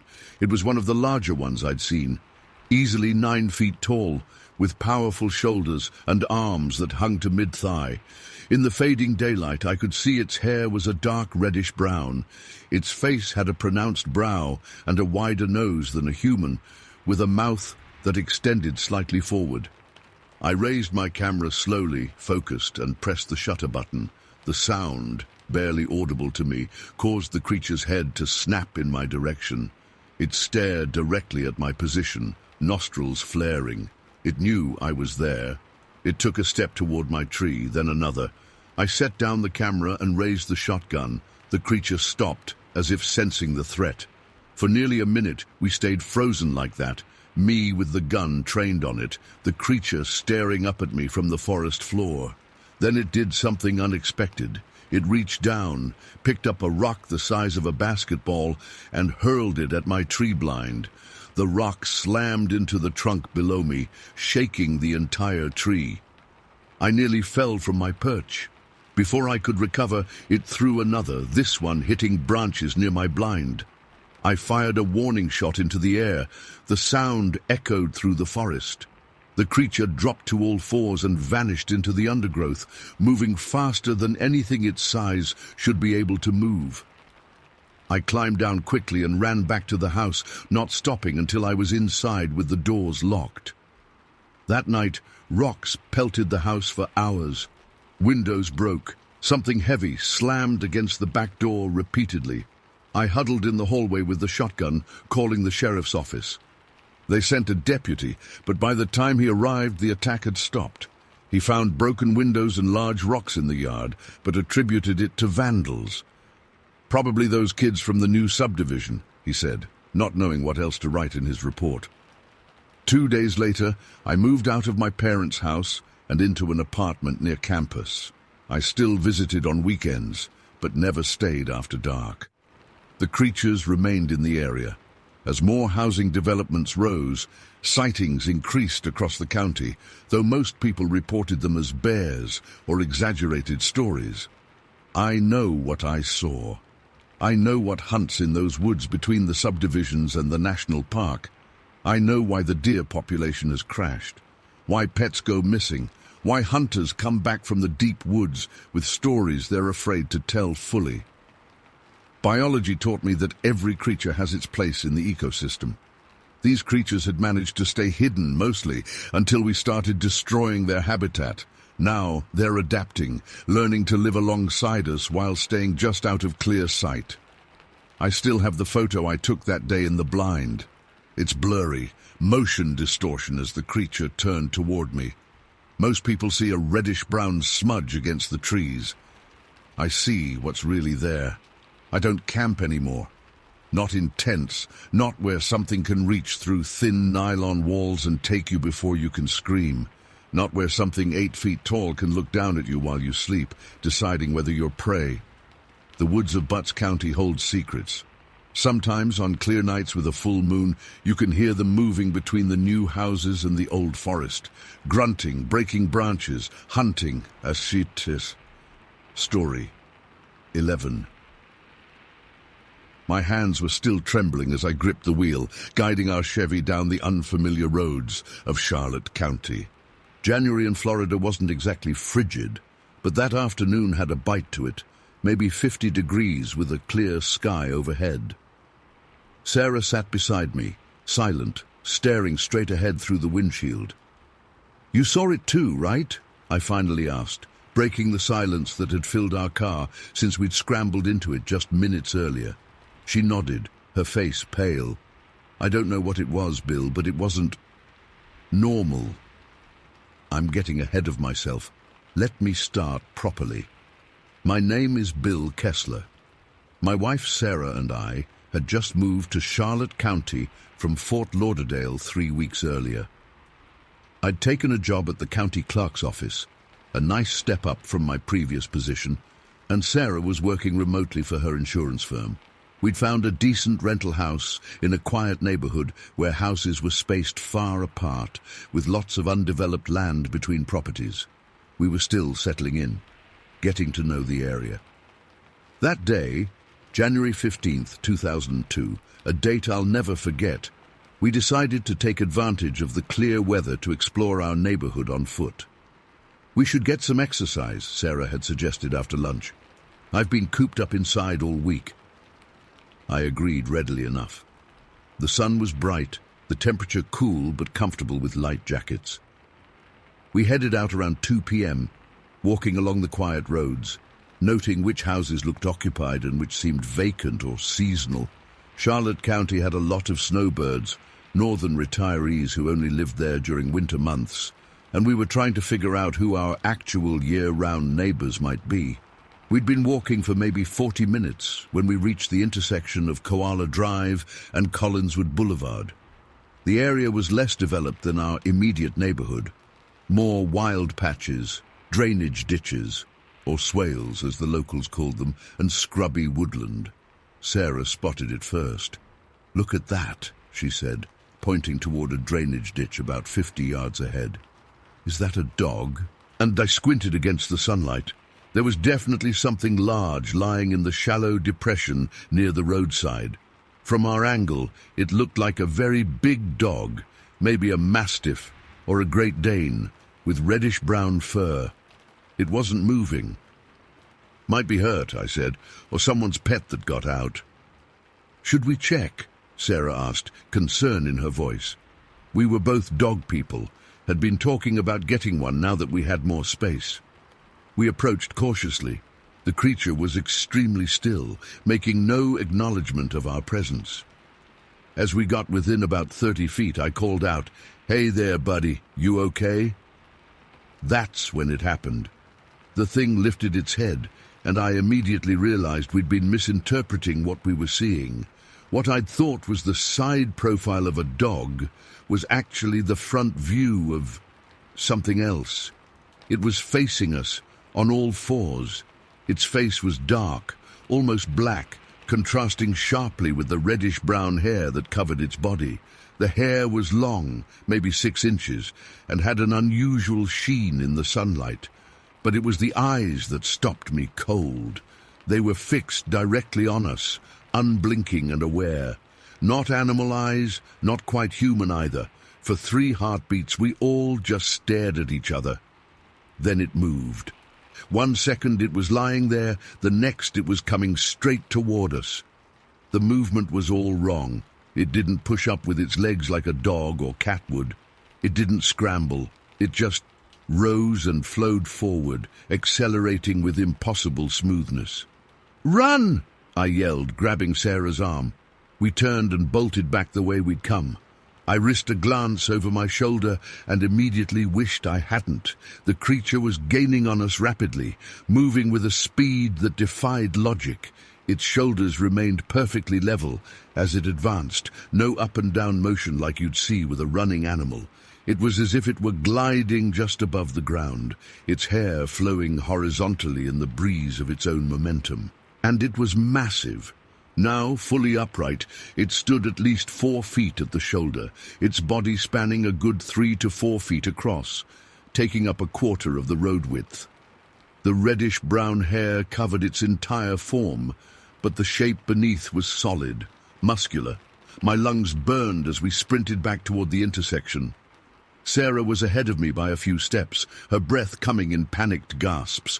The creature closed the distance effortlessly, going from the swale to the road in one fluid motion. Just as I became certain it would overtake us, the thing suddenly veered right, toward the woods lining the roadside.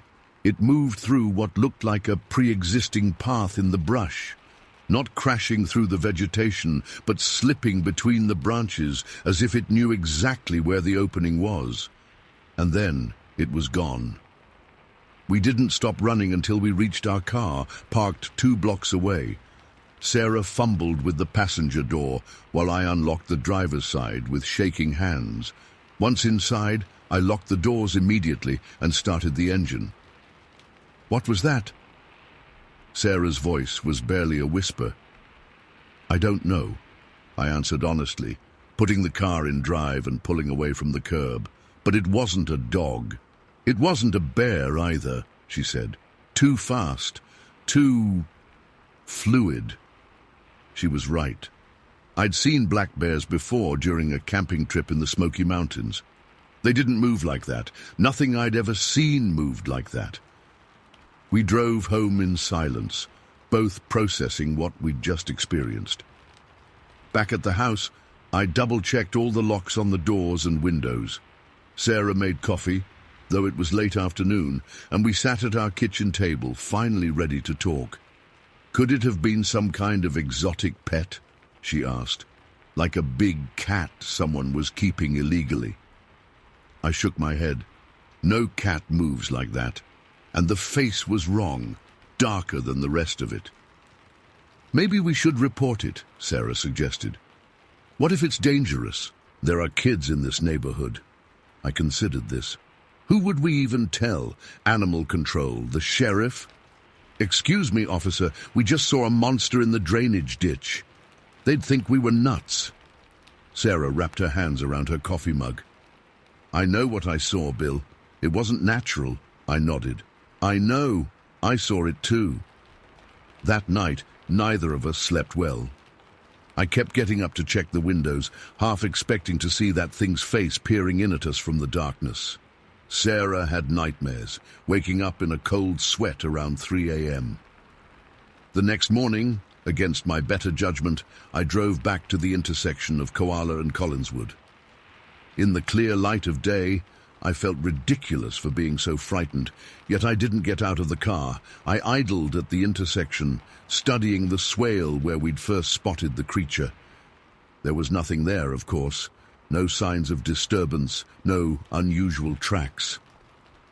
I drove slowly along the roadside, looking for the break in the brush where the thing had disappeared.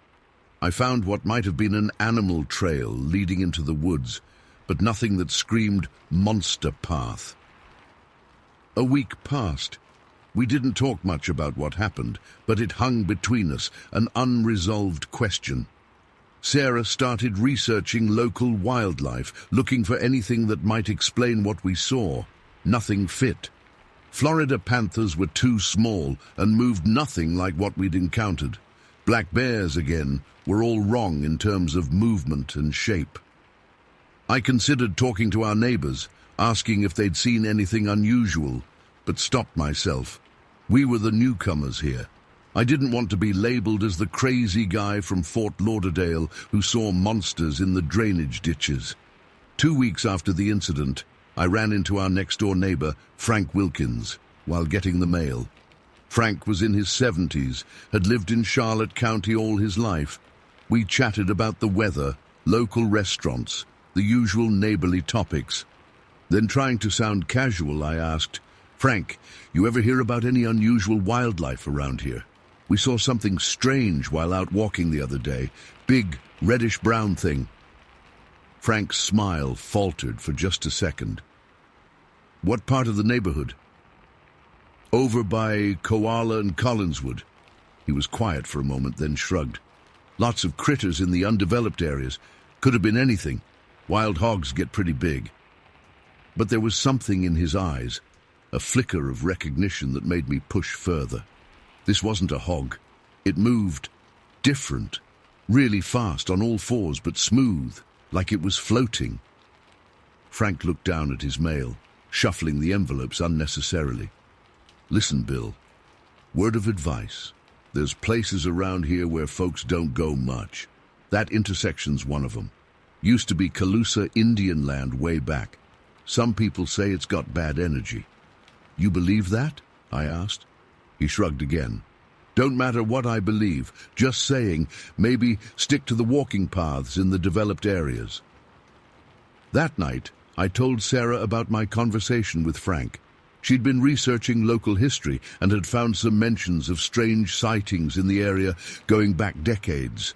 "The Calusa tribe had legends about forest spirits," she said, showing me a local history website on her laptop. "Guardians of certain territories that would chase off trespassers."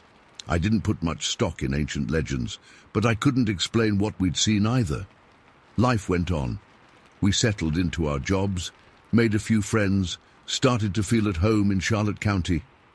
But I always took the long way around to avoid that intersection, and Sarah never suggested walking in that direction again.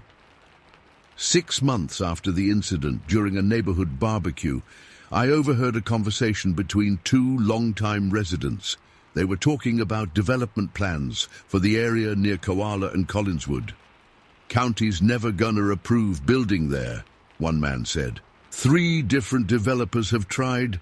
Something always happens to stop it." "Like what?" asked the other.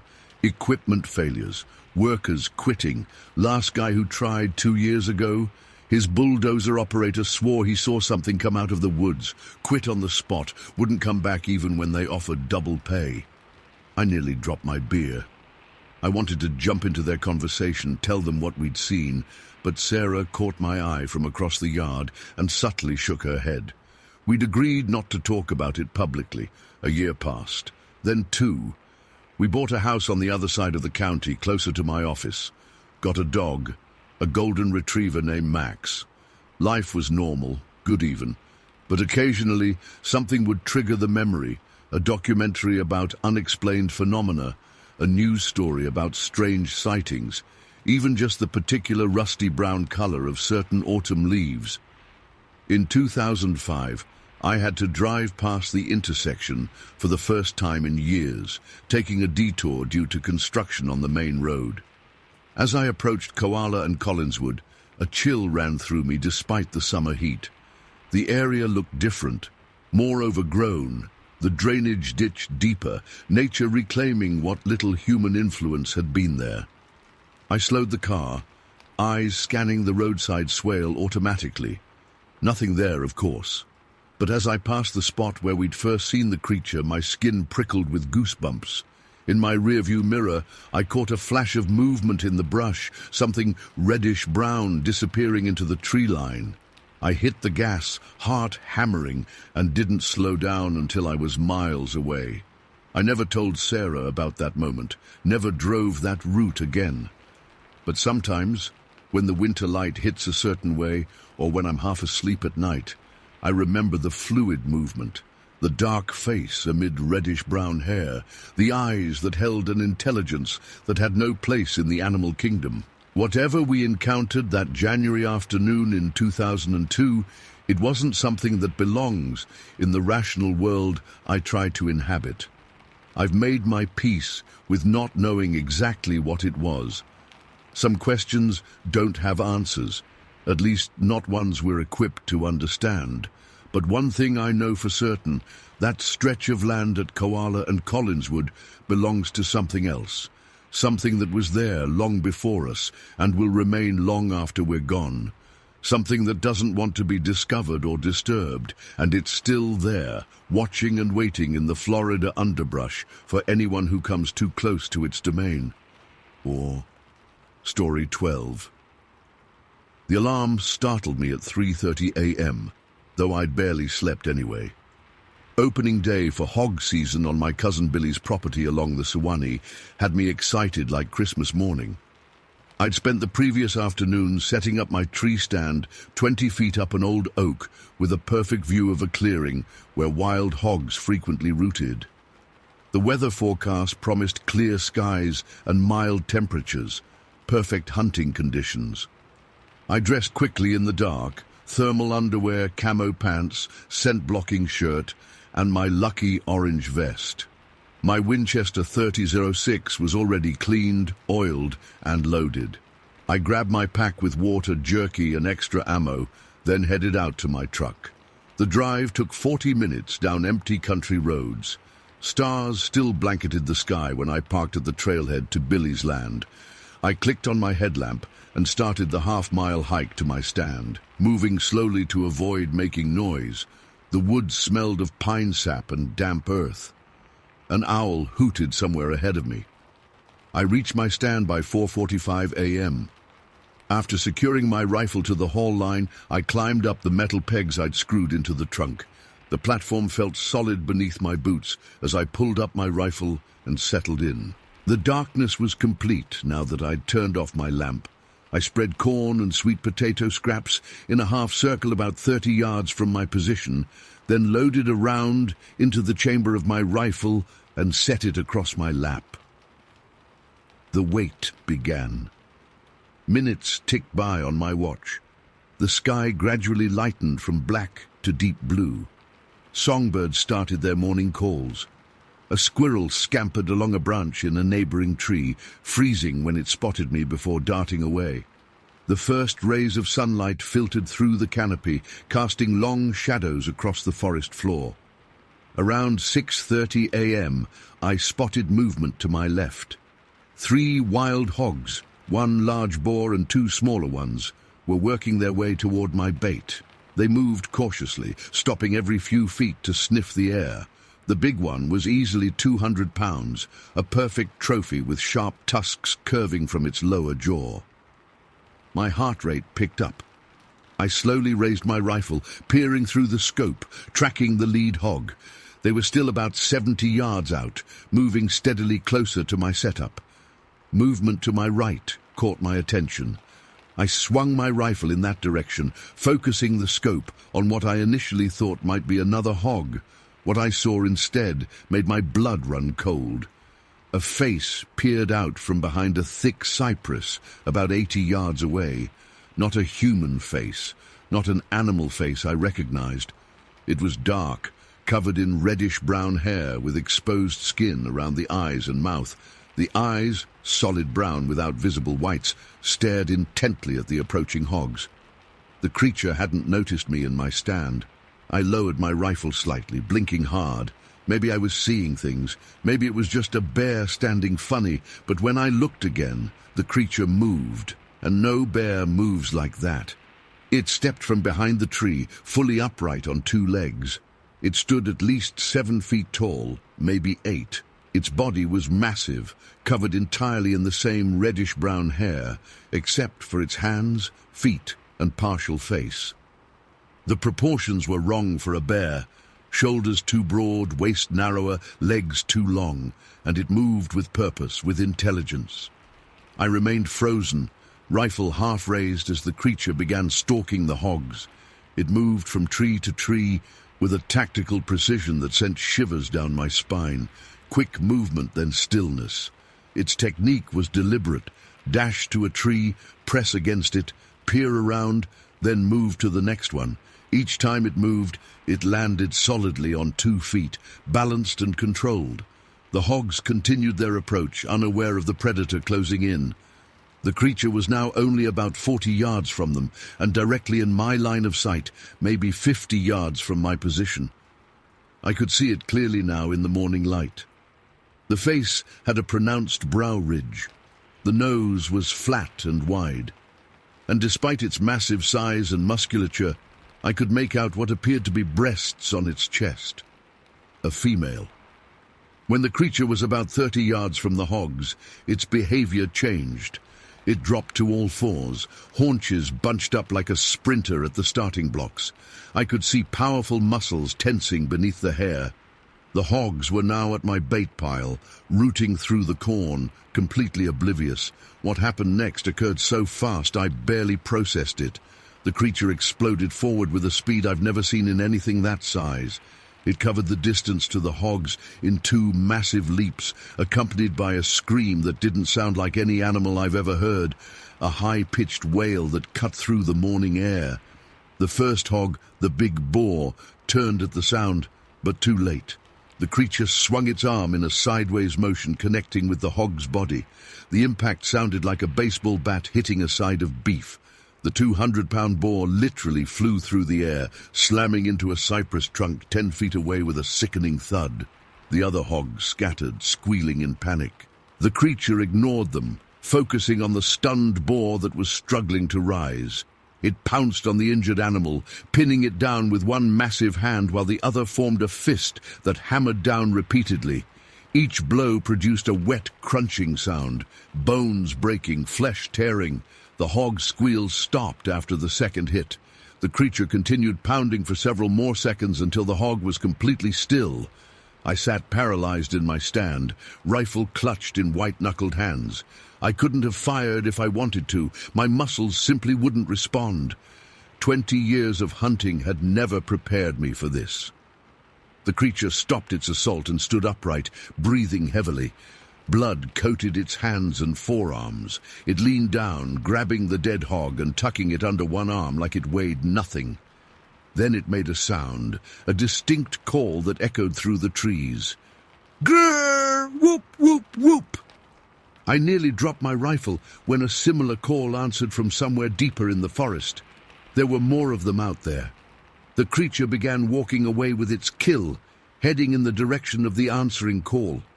Relief flooded through me. It was leaving. I'd survived. Then my heart stopped as the creature suddenly halted and turned. It looked directly at me, its brown eyes locking onto mine. There was no mistaking it. It knew exactly where I was. I wondered if it had known all along. The creature's head tilted slightly in an almost human gesture of curiosity. Its mouth opened, revealing teeth that looked yellowish and large, but not the fangs I might have expected. Instead, they seemed disturbingly human-like, though larger and more worn. A soft, growling sound emanated from its throat as it continued to study me. Not aggressive, more contemplative. Then, without any sign of alarm or aggression, it simply turned and continued walking, disappearing into the thicker vegetation with the hog still tucked under its arm. I remained in my stand, rifle now aimed in the direction it had gone, for 30 more minutes. My hands shook so badly I had to rest the barrel on the rail. My mouth had gone completely dry. Every snapping twig or rustling leaf sent fresh adrenaline coursing through my system. Eventually, when no further sounds or movements came from the forest, I lowered my rifle. The decision to get down from that tree was the hardest I've ever made. I kept imagining those powerful hands reaching for me as I descended. I nearly fell twice during the climb down. My legs were so unsteady. Once on the ground, I didn't even bother collecting my brass or bait supplies. I just ran, not directly back to my truck. I didn't want to follow the same trail the creature had taken. Instead, I circled wide, moving as quickly and quietly as possible, constantly checking over my shoulder. I reached my truck 20 minutes later, though it felt like hours. My hands shook so badly I dropped my keys twice before managing to unlock the door. I threw my rifle onto the passenger seat, started the engine, and peeled out, sending gravel flying. I didn't stop until I reached Jasper, pulling into the parking lot of Nell's Diner, where I knew there'd be people. I sat in my truck for a long time, engine running, trying to process what I'd seen. My watch said it was only 7:45 a.m. The entire encounter had lasted less than 15 minutes. Inside Nell's, I ordered coffee I couldn't taste and pancakes I couldn't eat. The waitress, Doreen, asked if I was feeling all right. I must have looked terrible, pale, sweat-soaked, hands still trembling. I mumbled something about a stomach bug and left most of my food untouched. I debated who to tell. The sheriff? They'd think I was crazy or drunk. Billy? He might believe me, but what then? The game warden? Same problem. What would I even say? That I saw Bigfoot kill a hog? That it looked at me and decided I wasn't worth the trouble? I drove home in a daze, unpacked my gear mechanically and cleaned my unused rifle. My wife asked how the hunting went. I told her I hadn't seen any hogs. The lie came easily. Who would believe the truth? That night, I couldn't sleep. Every time I closed my eyes, I saw that face looking at me. Those eyes, that curious expression, the casual display of strength that turned a 200-pound boar into a broken bag of meat with just a few blows. 3 days passed before I could bring myself to tell anyone. I finally called Billy, asking to meet him for a beer at Crockett's, a bar outside of town where we wouldn't be overheard. He listened without interrupting as I recounted every detail. When I finished, he didn't laugh or call me crazy. He just nodded slowly and asked, "You going back out there?" "Hell no," I said immediately. "Good," he replied. "Neither am I." But that wasn't entirely true. I did go back 2 weeks later, in the middle of the day. Not to hunt, just to see if I could find any evidence. I brought my camera and my .45 pistol. I found my tree stand where I'd left it. The bait was gone. I searched the area where the hog had been killed. No blood, no signs of the struggle. Not surprising after 2 weeks of Florida weather. I was about to leave when I noticed something on the trunk of a nearby cypress. 3 long parallel grooves in the bark, about 7 feet up. Claw marks or scratches from fingers. I photographed them, though the image doesn't capture the depth of the gouges. I also found what might have been a footprint in some mud near the creek, much larger than my size 11 boot, with 5 distinct toe impressions. I photographed that too, placing my hunting knife beside it for scale. Since that day, I've spoken with exactly 4 people about what I saw. Billy, of course, a wildlife biologist from the university who expressed polite interest but obvious skepticism. An older hunter named Travis, who told me his own story about something similar he'd encountered in the Okefenokee swamp back in '82, and now you. I still hunt, but never alone, and never near the Suwannee. Sometimes at night I wake up suddenly, certain I've heard that call, grr whoop whoop whoopert, outside my window, just the wind or dreams or my mind playing tricks. At least that's what I tell myself. What haunts me most isn't the creature's strength or its terrifying speed. It's the intelligence in those eyes, the calculated hunting strategy, the way it looked directly at me, assessed me, and chose to let me go. It made a decision that day. One I'm grateful for, but one that reminds me of an uncomfortable truth. I wasn't the apex predator in those woods. I was just another creature being watched. Story 13. I never believed in monsters until one moved into our backyard. My name's Michael Johnson. Got a small spread out near the Lytle Creek foothills, about 20 minutes outside Fontana. Nothing fancy, Just a single-story ranch house with a decent patch of land where we keep some chickens, grow vegetables, and try to live quiet. Me, my wife Sarah, our 14-year-old daughter Abby, and our boy Ethan, who just turned 8 that January. Good life, simple life. At least it was until May of '81. First night it happened, I thought it was an earthquake. Southern California gets plenty of those, so when the house started shaking at 2:17 a.m., I remember checking my bedside clock. I wasn't too alarmed, but there was something wrong about the rhythm. Not the rolling motion of tremors, but distinct impacts. Heavy footsteps, like someone was pounding the earth with sledgehammers right outside our bedroom window. "Michael?" Sarah clutched my arm, her fingernails digging into my skin. "What is that?" I grabbed the flashlight from my nightstand. "Stay here." The footsteps stopped. Complete silence fell as I moved through the darkened house, checking locks, peering through windows. Nothing seemed disturbed. Our 2 hunting dogs, Buck and Cooper, weren't barking, unusual for them if there were intruders. I found them huddled in the utility room, tails between their legs. When I tried to coax them outside to investigate, they whined and backed away. "Some guard dogs you are," I muttered, deciding to check outside myself. The moon was bright enough that I could see most of the property. Nothing looked out of place. No vehicles, no trespassers. The chicken coop seemed intact from a distance. I did a full circuit of the house, flashlight sweeping the ground for footprints, but found none big enough to explain what we'd heard. "Probably just kids messing around," I told Sarah when I returned to bed. "They must have run off when they heard me moving around inside." We both knew that explanation made no sense. We lived too far out for random teenagers to find us, and those footsteps had been too heavy, too powerful. But we needed sleep, and sometimes a comforting lie works better than a disturbing truth. Morning revealed the first casualties. I went to feed the chickens at sunrise and found 3 of my prize Rhode Island Reds completely flattened in the yard. Not torn apart like a coyote attack, not carried off like an owl or hawk would do, just pressed into the dirt like pancakes, blood and feathers mashed into the soil as if something massive had stepped directly on them.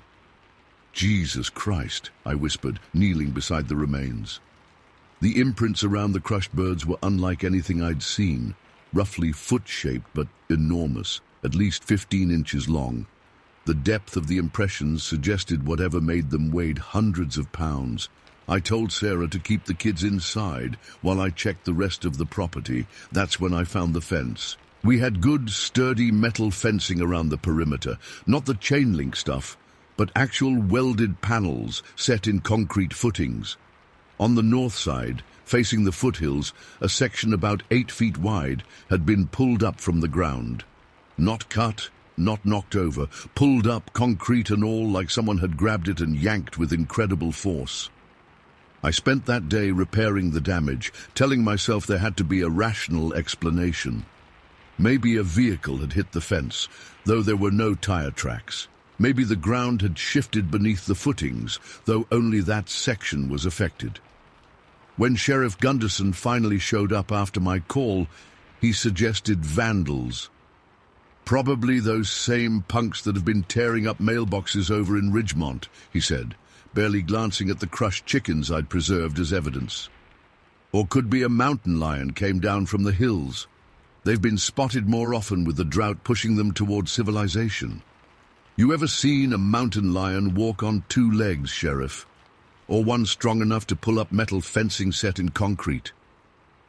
He gave me that look, the one reserved for people who've been watching too many late-night monster movies. "Heat's getting to you, Michael. Put up some more lights. Maybe get another dog. I'll have a deputy drive by more often this week." That night, we all went to bed uneasy. I placed my shotgun beside the bed and my hunting rifle by the back door. Sarah thought I was overreacting, but she didn't argue. Around midnight, the dogs started whining. Not barking, just making this mournful sound I'd never heard from them before. By 1 a.m., they'd crawled under our bed, trembling. At 2:32 a.m., it returned. The The footsteps were closer this time, circling the house. Thoom, thoom, thoom. The windows rattled with each impact. Picture frames tilted on the walls. A glass fell from the kitchen counter and shattered. Then came a new sound, sniffing. Loud, wet snorts against the side of the house, moving from window to window. Sarah and I froze in bed, barely breathing. Down the hall, I heard Abby's door creak open. "Dad!" she called, voice quavering. "Get back in your room," I hissed, grabbing my shotgun. "Lock the door." I moved through the house in darkness, not daring to turn on lights. The sniffing continued, now at Ethan's window. I heard my boy whimper. Something massive blocked the moonlight coming through his window, a shadow, distorted and hulking. I rushed to his room, throwing open the door. Ethan was pressed against his headboard, eyes wide with terror, pointing at the window. "It's looking at me, Dad," he whispered. I raised the shotgun, but the shadow disappeared from the window. The footsteps resumed, moving rapidly away from the house toward the chicken coop. I grabbed Ethan and brought him to our bedroom, where Sarah was already holding Abby. "Stay here," I ordered, heading for the back door. The night air hit me like a slap. It was unusually cold for May, and something else. A smell. Rank, musky, like wet fur and something rotting. The chicken coop was darkened, but I could hear disturbance inside. Squawking, fluttering, then silence. The footsteps moved behind the coop, then toward the hills. I raised my shotgun but couldn't see a clear target in the darkness. Whatever it was, it moved with surprising speed despite the thunderous footfalls. Within seconds, the sounds faded into the distance. Morning revealed 5 more chickens dead, crushed just like the others. But now, there was something new. A clump of coarse grey hair caught on the chicken wire. It was unlike any animal hair I'd seen before. Thicker than horsehair, coarser than bear fur, with an oily texture that left residue on my fingers. Ethan was the only one who'd gotten a clear look at our visitor. "It was like a giant monkey, Dad," he said over breakfast, his cereal untouched. "But not like at the zoo. Bigger, and it didn't have a face like a monkey. Its arms were really long, and it moved funny, kind of hunched over but still tall. Taller than our door." "What color was it?" I asked, trying to keep my voice casual, though my hand trembled around my coffee cup. "Gray. Dark gray, like the elephants at the San Diego Zoo. And it had shiny eyes, like when you shine a flashlight at a cat at night." Sarah wanted to pack up and go to her sister's in San Bernardino, but I refused. This was our home. Whatever was out there, I wasn't going to be driven away. Instead, I drove into town and bought every outdoor floodlight Potter's Hardware had in stock. Spent the day mounting them around the property, rigging them to motion sensors where possible. I also bought more ammunition and called my buddy Frank, who worked animal control over in Riverside County. "Sounds like you got yourself a problem, Bear," Frank said when I described the incidents, carefully omitting Ethan's description. "Though I've never heard of one crushing chickens like that. They usually eat them or carry them off." "Any reports of unusual animals in the hills lately?" "Nothing official, though Old Man Willis, who lives up near the fire road, says he's been hearing weird screams at night. Says it's not coyotes or mountain lions. Says it sounds almost human, but too powerful, too deep. Department wrote him off as drunk." The creature returned for 5 consecutive nights. Each visit followed the same pattern, arrival between 2 and 3 a.m., circling the house, investigating the chicken coop, then retreating to the hills. My new lights seemed to keep it at a greater distance, but they didn't deter it completely. On the 3rd night, we found one of the floodlights twisted off its mounting bracket, the metal bent like it was aluminum foil. The dogs refused to go outside after sunset now. Buck, the alpha of the two, had been a fearless hunter his whole life, had even fought off a coyote once that threatened our property. Now he cowered under furniture when night fell, whining constantly. Cooper followed his lead, both of them regressing to frightened puppies when darkness came. Each morning I'd find new evidence, More crushed chickens, another section of fence damaged, large branches broken off trees at heights I couldn't reach without a ladder, and footprints, so many footprints. I took photographs, made plaster casts, measured them obsessively. Always the same, 15 to 17 inches long, roughly humanoid but with unusual structure. 5 toes spread wider than a human's would be, with what looked like claw marks at the tips. The stride length between prints measured over 4 feet in places. I called Sheriff Gunderson twice more. The second time, he sent Deputy Collins, who was barely out of high school, and kept his hand on his holster the entire time I showed him the evidence. "Maybe it's a bear walking on its hind legs," Collins suggested, poking at one of my plaster casts with a pen. "They do that sometimes." "For extended periods, moving at high speed, leaving no front paw prints at all?" He shrugged, clearly uncomfortable. "I'll file a report, but honestly, Mr. Johnson, the sheriff thinks you folks might be working yourselves up over nothing. Maybe set up a camera if you're so sure." But cameras cost money we didn't have. Instead, after 2 weeks of escalating intrusions, I decided on a more direct approach. I built a hunting blind at the edge of our property, facing the hills where the creature always retreated. Camouflaged it with local brush and set up inside with my rifle, a thermos of coffee, and enough determination to last the night. Sarah begged me not to do it. "Whatever it is, it's dangerous, Michael. You've seen what it does to the chickens." "Which is why I need to protect our family," I told her. "Next time, it might not stop at the coop."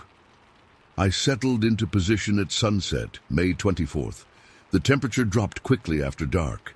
By midnight, my breath fogged in front of me, unusual for that time of year. The dogs had started their nightly whining inside the house at 11, right on schedule. I checked my watch repeatedly, adrenaline keeping me alert despite the monotony of waiting. At 2:17 a.m., the air changed. The normal night sounds, insects, distant coyotes, the occasional owl, stopped abruptly. Complete silence fell across our property. Even the dogs went quiet inside. I raised my rifle, peering through the scope at the tree line. The footsteps started, but not from the direction I expected. It was coming from the east, not the north, circling wide around the property, perhaps smelling me despite my downwind position. I adjusted, swiveling slowly in the blind to track the sound. Thoom! Thoom! Thoom! The motion sensor light suddenly blazed on the far side of the house. I caught a glimpse of something massive moving through the illuminated area, grey, hunched, inhumanly fast despite its bulk. It paused at the edge of the light, and for just a moment I could see it clearly through my scope. 7 feet tall at minimum, massively built through the shoulders and chest, with disproportionately long arms hanging almost to its knees. The body was covered in thick, grey-brown hair. Its face, I still have trouble describing what I saw. Not quite ape, not quite human. A broad, sloped forehead above deep-set eyes that caught the light and reflected it back yellow-green, like a nocturnal predator's. The mouth seemed too wide, too full of teeth for any natural creature.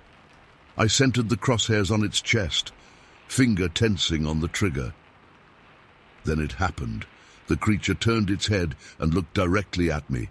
Not at the house, not at the general area. At me, hidden in my blind nearly 100 yards away. Its nostrils flared, taking in my scent despite the distance and wind direction. A sound escaped it then. Not a roar, not a growl, but something between a deep rumble and what I can only describe as speech without words. Purposeful, communicative, warning. I fired. The shot echoed across the property. In the split second between pulling the trigger and the bullet's impact, the creature moved with impossible speed.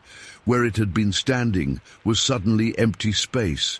The bullet struck a tree behind it. By the time I chambered another round, the thing was gone, vanished into the darkness beyond the light's reach. The only evidence it had been there at all was the fading sound of those heavy footsteps moving rapidly away toward the hills. Inside the house, Sarah was screaming my name. I abandoned the blind and ran back, rifle ready. The family was huddled in our bedroom, Sarah, Abby, and Ethan, along with both dogs squeezed under the bed.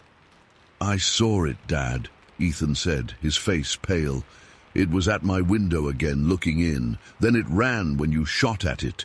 We didn't sleep that night, or much for the next week, but strangely, the creature never returned. The nocturnal visits stopped completely after that confrontation. The chickens went unharmed. The fence remained intact. The dogs gradually regained their courage, though they still grew nervous at sunset. 2 months later, in late July, a hiker went missing in the Little Creek foothills, about 5 miles from our property. Search parties found nothing but a single boot and what the newspaper described as unusual animal tracks. By then, we'd installed a complete security system, including powerful floodlights that illuminated every inch of our property after dark. We never told the full story to anyone. Who would believe us? Instead, we adapted. The kids weren't allowed outside after sunset, ever. I reinforced the chicken coop with steel mesh. We got 2 more dogs, trained specifically as guard animals. Life went on. But sometimes, on particularly quiet nights, I still hear something moving in the distant hills. A rhythmic pounding too deliberate to be natural, too powerful to be human. And I know it's still out there, watching, waiting, remembering our home just as clearly as we remember it. I still keep my rifle loaded, just in case it decides to visit again. Story 14. My hands were raw and blistered from 6 straight days of cutting timber. Nothing unusual about that, logging's brutal work. But the heat that August in '96 was something different. Eureka rarely gets hot, sitting right there on the coast where the fog rolls in daily. But that week the sun beat down mercilessly through the redwoods and Douglas firs, turning the air thick and sticky. By Sunday evening, Jake McCoy and I had earned our day off. "William, I swear my arms might fall clean off," Jake said, splashing creek water on his face. His beard was caked with sawdust, little rivulets of water carving paths through the grime. "Quit your belly aching," I answered, though my own muscles screamed with every movement. At least Simmons is paying us fair for the extra timber. We'd found a decent spot along Freshwater Creek, about 3 miles from camp. The water level was down from the heat, exposing smooth stones along the edges. Perfect place to rest our bones and enjoy some coffee and tobacco before heading back for another week of back-breaking labor. Jake got the fire going while I filled the pot with creek water. The twilight was settling in. That strange time when the forest gets quiet before the night creatures take over. We'd been working these woods for nearly 5 years now, Jake and me. Started the same week at Pacific Lumber, 2 farm boys from Missouri looking for steadier pay than what our daddy's farms could provide. "You think it might rain tomorrow?" Jake asked, stirring the coffee grounds into the pot. I glanced up at the darkening sky. "Not a chance. We're in for at least another week of this hellish heat." The coffee boiled, black and strong. Jake poured us each a cup, and I fished out my tobacco pouch. We sat in companionable silence, listening to the gentle gurgle of the creek and the occasional call of a night bird. Just another Sunday evening in the timber country, until the smell hit us. "Jesus Christ!" Jake coughed, nearly spilling his coffee. "What in God's name is that stench?" My nose burned with it, the unmistakable rot of decaying flesh, but more intense than anything I'd encountered before. Reminded me of a bear carcass I'd stumbled across 2 summers back, bloated and crawling with maggots after baking in an unexpected heat wave. But this was stronger, more pungent. "Maybe something died upstream," I suggested, though my hand instinctively moved to the hunting knife at my belt. Jake shook his head. "No, it's coming from across the creek." We both turned to look. The opposite bank rose sharply into a hillside thick with underbrush and towering trees. The light was failing fast now. The forest across the narrow creek couldn't have been more than 20 feet across at that point, already sinking into shadow. Then we heard it. Rustling, branches breaking. Something big was moving through the trees. "Probably just a bear," I said, but I didn't believe it. Bears don't smell like that while they're still moving around. Jake stood slowly, his eyes fixed on the tree line. I followed suit, coffee forgotten. The rustling grew louder, more deliberate. Whatever was coming wasn't trying to be quiet. Then it emerged from the trees. My first thought was indeed bear. Something massive and dark brown pushed through the lower branches of a young redwood. But as it fully revealed itself, my blood turned to ice water in my veins. It stood upright, on two legs, like a man, but this was no man. The creature stood at least 7 feet tall, probably more. Its entire body was covered in thick, dark brown hair that hung long in places, particularly around its massive shoulders, like the mane of a wild horse. Its arms, dear God, its arms, they hung too long, too powerful, ending in hands that seemed more like gnarled claws. "What the hell?" Jake whispered beside me. The thing's proportions were all wrong. Its torso was barrel-shaped, impossibly broad, its legs shorter than they should have been for its height, but thick as tree trunks. And despite its bulk, it moved with a kind of fluid grace that seemed impossible for something so large.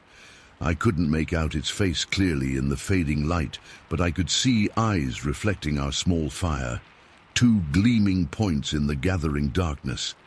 Jake suddenly found his voice. "Hey!" he shouted, the sound shockingly loud in the quiet forest.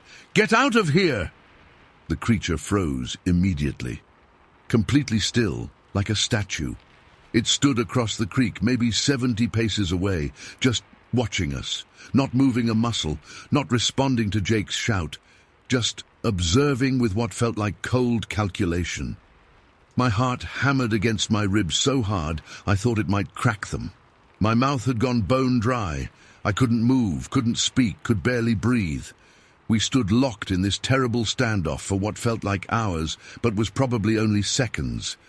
Then, without warning, the creature turned. It moved with unexpected agility, pivoting its massive body and heading up the steep hillside behind it. What happened next is something I'll never forget as long as I live. That beast, whatever it was, climbed that nearly vertical slope with the ease of a mountain goat. It didn't drop to all fours like a bear would. It remained upright, those long, powerful arms occasionally reaching out to steady itself against a tree trunk or pull its bulk up a particularly steep section. The speed was impossible. Something that size shouldn't have been able to move like that. But it did, scaling the hillside in bounds that ate up the distance, disappearing into the darker forest above within seconds. We stood frozen for a long moment after it vanished. "William," Jake finally whispered, his voice shaking. "What in God's name was that thing?" I shook my head, unable to form words. My legs suddenly felt weak, and I sank back down by the fire. Jake remained standing, staring across the creek, as if expecting the creature to return. "We need to get back to camp," I finally managed. Jake nodded but didn't move. "You think anyone would believe us?" It was a fair question. Logging camps weren't exactly filled with understanding men. Tell a story like this, and you'd be the laughingstock by morning. Worse, in these lean times, men had been fired for less. Being labeled crazy could mean no work, and no work meant starvation. "No," I said finally. "They wouldn't." We didn't speak much on the walk back to camp. What was there to say? We'd seen something impossible, something that shouldn't exist. By unspoken agreement, we told no one, but I couldn't sleep that night, lying in my bunk with the other loggers snoring around me. Every time I closed my eyes, I saw that thing climbing the hillside with that unnatural grace. I kept thinking about those long arms, that massive frame, and what they suggested. Strength beyond anything human. I thought about what such a creature could do to a man if it wanted to. and I wondered if it had been watching us long before we noticed it. Work the next day was torture. The heat continued unabated, and now fear added to our exhaustion. Every shadow in the forest, every unexpected sound made us jump.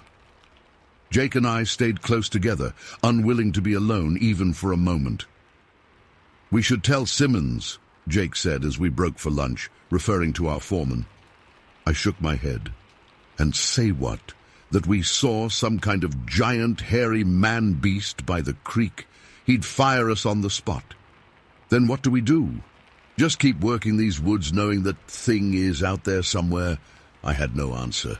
We ate in silence, both jumping when one of the other loggers dropped his axe nearby. That evening, Jake suggested we talk to Joe. Joe wasn't his real name. None of us could pronounce his actual name. He was a local Indian who came to the camp every few days to trade. The company didn't like him hanging around, but the men appreciated his venison jerky and occasional bottle of whiskey that was better than the rot gut sold in town. Joe arrived the next day with his usual pack. After conducting his trades with the other men, we approached him at the edge of camp. "Joe," I said quietly, "we need to ask you something, in private." He studied us with those dark, knowing eyes of his, then nodded once. We walked a short distance into the trees, far enough that the other men couldn't overhear. "We saw something in the woods Sunday night," Jake began without preamble, "by Freshwater Creek. Something not normal." Joe's expression didn't change. "What did you see?" I described the creature as best I could. Its height, the long hair, those impossibly long arms, the way it moved. When I finished, Joe nodded slowly. "My people know these beings. They have always been here, long before your people came with your saws and your railroads." A chill ran through me despite the heat. "What are they?" "We call them by a name you couldn't pronounce. Your kind might call them mountain giants. They keep to themselves, mostly. Stay deep in the forests, away from men. But they watch. They've always watched." "Are they dangerous?" Jake asked, voicing the fear we both felt. Joe shrugged. "All wild things can be dangerous. Bear can kill you. Mountain lion can kill you. But they don't hunt men unless men trouble them first." It just stood there, I said, staring at us. "They are curious. They watch us the way we watch deer or foxes to understand." Joe adjusted his pack. "You're not the first to see them. Won't be the last. They leave tracks sometimes near the rivers and creeks. My grandfather taught me to recognize them." "Why haven't more people reported seeing these things?" Jake demanded. Joe gave us a look that made me feel like a child. "Who would believe them? Who would believe you?" He had a point. "My advice," Joe continued, "respect them. Leave offerings when you go into their territories. Tobacco is good. And if you see one again, do not run. Do not shout. Lower your eyes and back away slowly." With that cryptic advice, Joe headed back toward camp, leaving us with more questions than answers. The weeks that followed were the longest of my life. We continued our work, cutting timber in those ancient forests, but everything had changed. The woods no longer felt like simply trees and underbrush. They felt watched, alive in a way I'd never perceived before. Jake and I took Joe's advice. We left small offerings of tobacco when we ventured deeper into the forest. We kept our voices low. We paid attention to strange smells, to unexplained movements in the trees. And sometimes when the wind was right, I'd catch that smell again, that distinctive rotting stench, never as strong as that night by the creek, but unmistakable. A warning, perhaps, or a reminder that we were not alone. Once, cutting timber about 5 miles from camp, I found tracks by a small stream, massive impressions in the soft mud, 5-toed like a man's but twice the size. I covered them with leaves before calling Jake over. Some things are better left undiscovered. We never told anyone else what we saw, not our foreman, not the other loggers, certainly not the company men who visited from San Francisco in their fine suits. talking about progress and how many more trees they plan to take. But sometimes, when Jake and I were alone, we'd talk about it in hushed voices, about what it meant that such creatures could exist, unknown to science, hidden in these forests that were shrinking by the day as we cut them down. "You ever wonder," Jake said one night as we sat by the camp's main fire, "how many there are? How long they've been here?" I nodded. "And how long they'll last with us cutting down their home?" That thought troubled me more than I cared to admit. I was a logger. It was how I made my living. But after that night, every tree I cut felt like an invasion. Every acre cleared felt like a violation of something older and more significant than I could comprehend.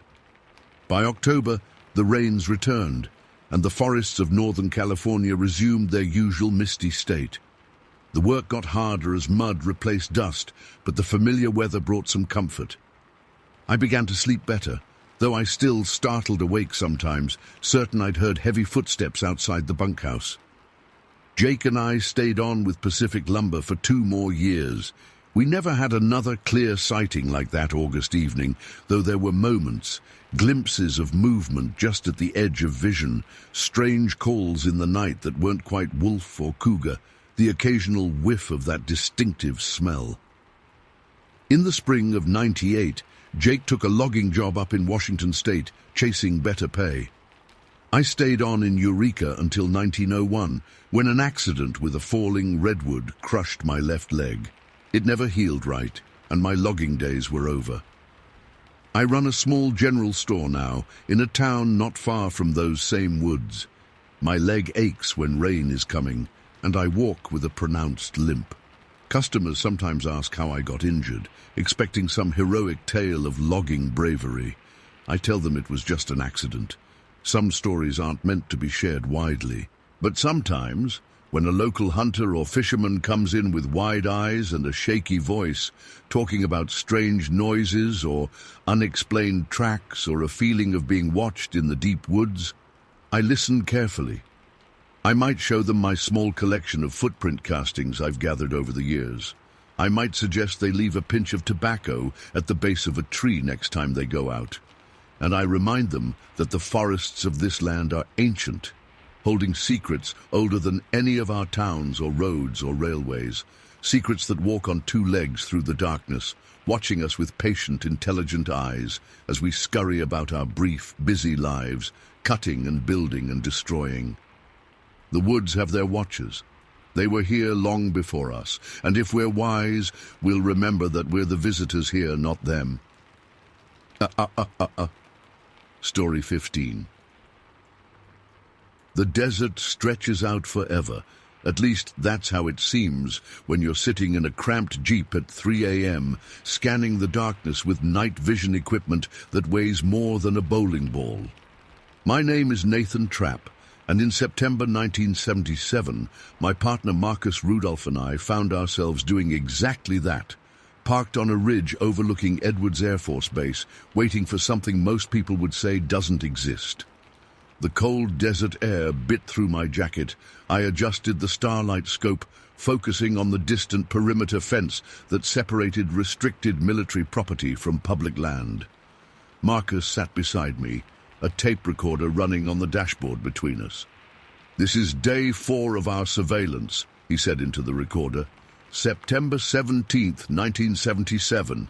Time is 03:15 hours. I lowered the scope. Nothing yet, just like the last 3 nights. Marcus and I weren't your typical paranormal investigators. We both had backgrounds in journalism, me with the Palmdale Gazette, him freelancing for various science publications. We'd met 2 years earlier at a conference on unexplained phenomena in San Bernardino. Neither of us believed in ghosts or psychics. We weren't UFO chasers. But we did believe in following evidence, and something had been happening in the Antelope Valley that defied easy explanation. It started with reports from local ranchers about large bipedal creatures moving through the Joshua Tree forests at night. Then came the tracks found near Lake Los Angeles, 18 inches long with a distinctive midfoot flexibility no human could replicate. When 3 separate families in rural Little Rock reported seeing tall, hair-covered figures watching their homes from a distance, we decided it was time to investigate. "Movement," I said suddenly, focusing the scope. 3 o'clock, near the 3rd fence post. Marcus grabbed his binoculars. "I don't see it." "Just wait," I whispered, though there was no reason to be quiet.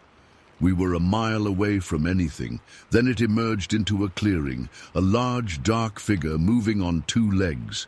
It walked with a fluid stride across an open patch of desert before disappearing into a cluster of rocks. "Jesus Christ," Marcus muttered. "Did you see that?" I nodded, my mouth suddenly dry. "That wasn't a person. How tall would you estimate?" 8 feet, minimum, maybe taller. I set down the scope, hands shaking slightly. "We need to get closer." Marcus shook his head. "Not to a military base. That's how you get arrested. Or worse." That night marked the beginning of what would become a 3-year investigation, one that would lead us down a rabbit hole of government secrecy, classified operations, and encounters with witnesses whose stories would change everything I thought I knew about what lurks at the edges of civilization.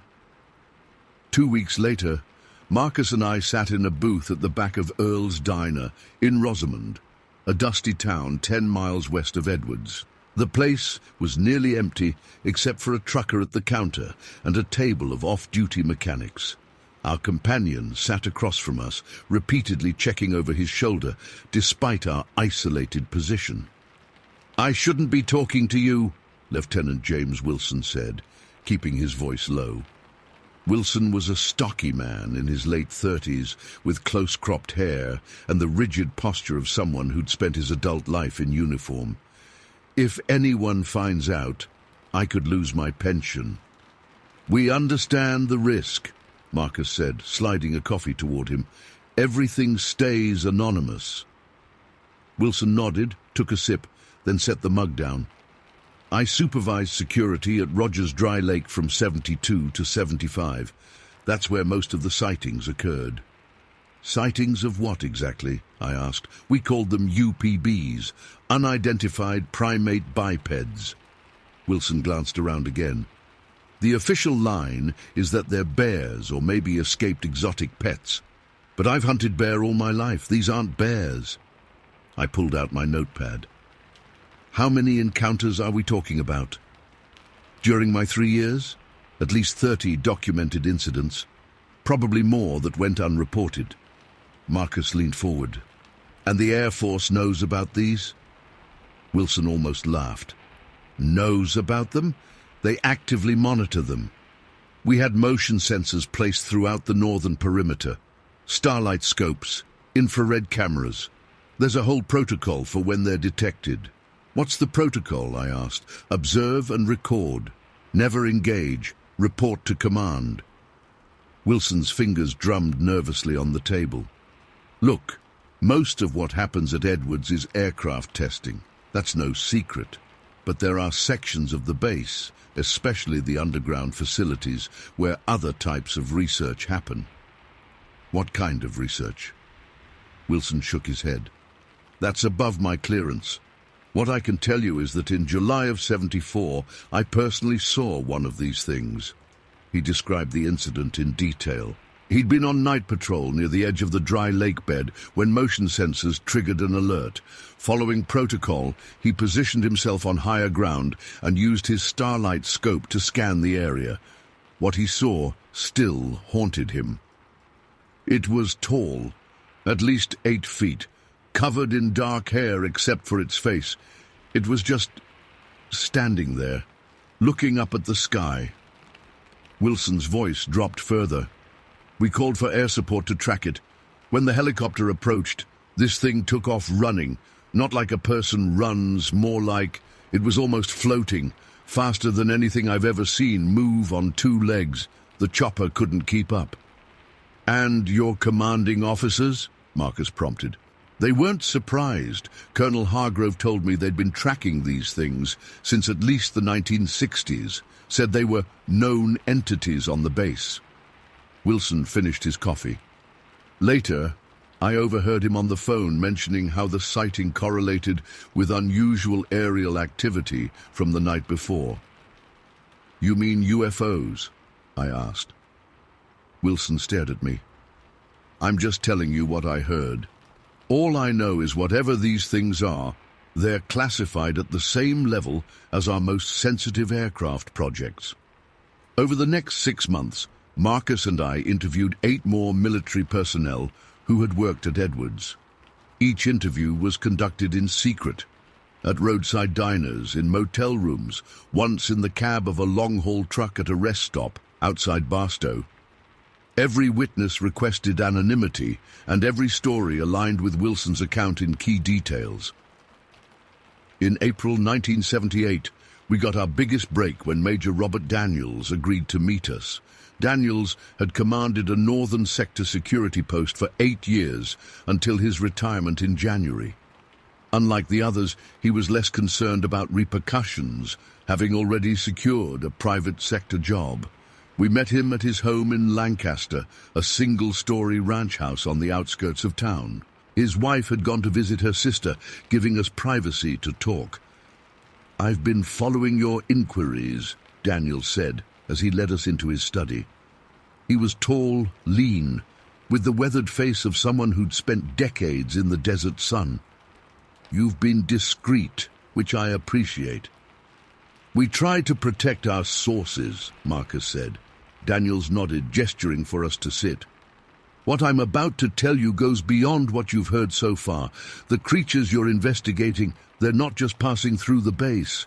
They're living underneath it." I exchanged glances with Marcus. Underneath. Edwards has an extensive tunnel system.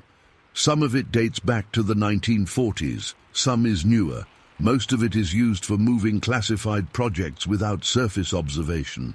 Daniels pulled open a drawer and removed a hand-drawn map. In '76, security cameras captured one of these beings entering what we thought was a sealed tunnel entrance here. He pointed to a location marked on the map. When we investigated, we found evidence that multiple creatures had been using the tunnels, probably for years. Hair samples, footprints, even what appeared to be bed-down areas. "How is that possible?" I asked. "These are secure military facilities." "That's the million-dollar question," Daniel said. "These tunnels require keycard access and biometric scans. Yet somehow, these creatures come and go as they please." "What does the Air Force think they are?" Marcus asked. Daniels leaned back in his chair. "The official position is that they're an undiscovered species of primate, something that evolved alongside humans but managed to stay hidden. The scientific team believes they're highly intelligent, possibly with cognitive abilities approaching our own." "And the unofficial position?" "Some officers, especially those involved with other classified projects at the base, believe there's a connection to the UAP phenomenon." "UAP?" I asked. "Unidentified aerial phenomena. What you civilians call UFOs." Daniels pointed to his map again. "The correlation between UAP activity over Edwards and Sasquatch sightings is too consistent to be coincidence.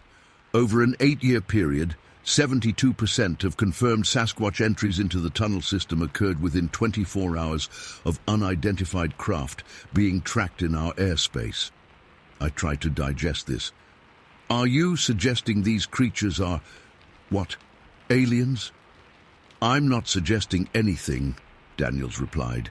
"I'm telling you what the data shows, whether they're extraterrestrial, some kind of indigenous species, or something else entirely, I don't know. What I do know is that the Air Force has hours of video evidence locked away in a secured facility, and they've been collecting biological samples for decades." By early 1979, our investigation had expanded significantly. We'd interviewed 19 witnesses, established a network of local residents who reported sightings to us, and spent countless nights conducting our own surveillance of the areas surrounding Edwards.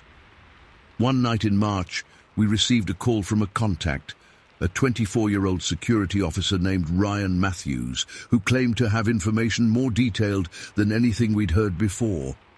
We arranged to meet him at an abandoned gas station off Highway 58, well away from both Edwards and populated areas.